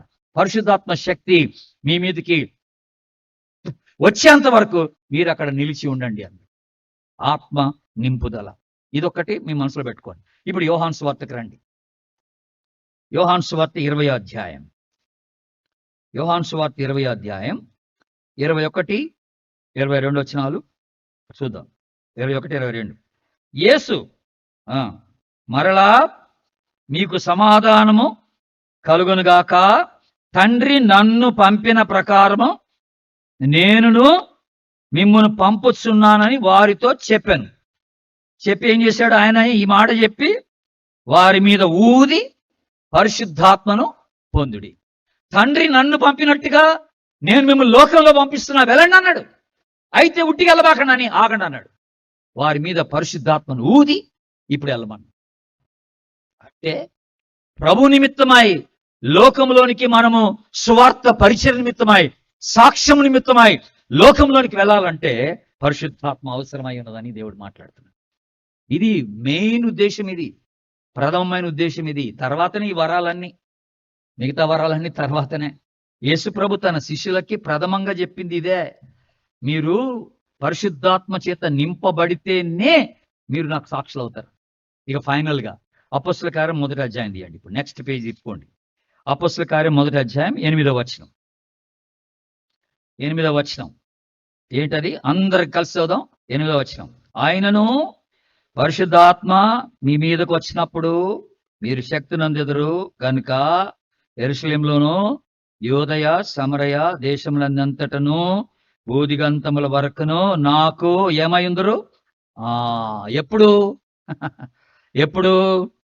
పరిశుద్ధాత్మ మీ మీదకు వచ్చినప్పుడు ఏం జరుగుతుంది? మీరు శక్తి నొందెదరు. అప్పుడు ఏమవుతారు? యెరూషలేములోను యూదయ సమరయ బూదిగంతముల వరకు నాకేమైందరు? సాక్షులైందరు. గ్రీక్ లో ఈ సాక్షులైందరు అంటే విట్నెస్ అనే మాట గ్రీక్ లో విట్నెస్ అని రాయలేదు, మార్టస్ అనే మాట ఉపయోగించాడు. మార్టస్ అంటే అర్థం ఏంటంటే మార్టిర్ అనే మాట. హతసాక్షులయుందురు అని అర్థం. యెరూషలేములోను యూదయ సమరయ భూదిగంతముల వరకు మీరు నాకు హతసాక్షులయుందురు. పరిశుద్ధాత్మ మీ మీదకి వచ్చినప్పుడు మీరు భాషలు మాట్లాడతారు అనలే ఇక్కడ. మీరు వెంటనే స్వస్థతలు చేస్తారు అనలే ఇక్కడ. మీరు ప్రవచిస్తారు అనలేదు ఇక్కడ. వెంటనే దేవుడు యేసు ప్రభు వెరీ క్లియర్ గా తన శిష్యులతో మాట్లాడుతుంది ఏంటంటే, మీరు శక్తిని అందుకుంటారు. ఈ శక్తి ఎందుకోసం అంటే నాకు హతసాక్షులుగా ఉండడానికి శక్తి పొందుకుంటారు. కనుక ఈ సువార్త పరిచర్యలో ప్రభు కొరకు సాక్షిగా జీవించడంలో ఈ పరిశుద్ధాత్మ ఎంత అవసరమో గుర్తుపెట్టుకోండి దేవుని బిడ్డలారా. కనుక ఫౌంటైన్ గేట్, దారగుమ్మం అన్నట్టు. బై ది వే, ఇక్కడ కొంతమంది యవనస్తులు ఉన్నారు. ఎవరైనా అపోస్తలకార్యం 1:8 లేచి నిలబడి కంట చెప్తే 100 రూపాయలు ఇస్తా. ఈ రోజు కంటద వాక్యం అంది. లేచి నిలబడి కంట చెప్పండి. అందరు కలిసి చదివారుగా, మళ్ళీ ఒకసారి చదవండి అందరూ. ఆయనను పరిశుద్ధాత్మ మీ మీదకి వచ్చినప్పుడు అప్పుడు యెరూషలేములోను యూదయ సమరయ భూదిగంతముల వరకు నాకు ఇప్పుడు ఎవరైనా లేచి చెప్పండి 100 రూపాయలు చెప్పండి. ఎవరైనా గర్ల్స్ కానీ బాయ్స్ కానీ, ఇదిగో 100 రూపాయలు తీసా చెప్పండి. ఎవరైనా ఓకే చెప్పండి. మంచి వచ్చినాం కదా, కంటత రాలేదు ఇంతవరకు మీకు. వెరీ ఇంపార్టెంట్ టెక్స్ట్ ఇది బైబిల్లో, ఇంపార్టెంట్ టెక్స్ట్. నేను ఎక్కడైనా మీటింగ్కి వెళ్తే ఇట్లా కంటత వాక్యాలు అడిగితే 200-300 పోతాయి, 300-400 వెళ్ళిపోతాయి. కంటత వాక్యాలు చెప్పేస్తారు, ఇచ్చేస్తాను డబ్బులు. అర్థమైందా? నాకు ఇష్టం, వాక్యాన్ని ఎంకరేజ్ చేయడం ఇష్టం యవనస్తులకి. ముఖ్యంగా యవనస్తులు ఎవరైనా లేచి నిలబడి చెప్తే వెల్ అండ్ గుడ్. రేపు చెప్తే ఒప్పుకోను ఇప్పుడే. ఈ రాత్రి అంతా కంట పెట్టి రేపు వచ్చి చెప్తాం అంకుల్ అంటే కుదరదు. రేపు చెప్తారా? ఇంకొక అవకాశం ఇక్కడే ఉంది. ఆయనను పరిశుద్ధాత్మ మీ మీదకి వచ్చినప్పుడు శక్తిని పొందెదరు. అప్పుడు ఏమవుద్ది? యెరూషలేములో యూదయ సమరయ భూదిగంతముల వరకు నాకు సాక్షులై పొందురు. ఇంత సింపుల్ మాటే కదా. చాలా వచనాలు కంఠస్థం చేయాలి ఈ లెక్కలో. మీరు ఎన్నో కంఠస్థం చేయాలి, గుర్తుపెట్టుకోండి. I'm very sad. మళ్ళీ 100 రూపాయలు జోబులోకి వెళ్ళిపోతాం. లాస్ట్ అవకాశం. ఎవరు చెప్తారా? పాప చెప్తావా? అడ్డం కూపుతున్నా, నిలువు కూపచ్చు కదా అడ్డంగా. బాబు బాయ్స్ ఎవరు చెప్తారా? నిలబడు చెప్పు నాన్న.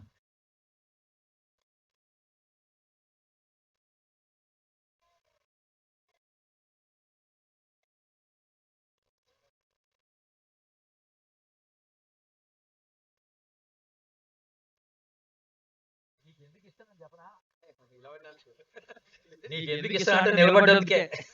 నువ్వు దగ్గర బాబు. God bless you. దగ్గర చప్పట్లు కొట్టండి వస్తారు తమ్ముడికి. నీ నోటి నిండా ఇంగ్లీషే ఉందనుకుంటా. జెరూసలేము యూదయ ఇజ్రాయెల్ అని చెప్తున్నాం మొత్తానికి. Very good. God bless you. ప్రార్థన చేసుకుందాం. మనం ప్రార్థన చేసుకుందాం. దేవుని సన్నిధిలో మిగతా గుమ్మాలు దేవుని చిత్తమైతే రేపు ధ్యానం చేసుకుందాం. ఈరోజు ఎన్ని గుమ్మాలు చూసాం? ఇంకెన్ని ఉన్నాయి? ఇంకొక 6 ఉన్నాయి బాబోయ్. అవి దేవుని చిత్తమైతే రేపు రాత్రి 6 గుమ్మాలు రేపు రాత్రి, వాటి యొక్క ఆధ్యాత్మిక అర్థం రేపు రాత్రి చూస్తాం. దయచేసి అందరూ కూడా మోకరించగలిగిన వారు మోకరించండి. అందరూ కళ్ళు మూసుకోండి. ప్రార్థన చేసుకుందాం. పరిశుద్ధ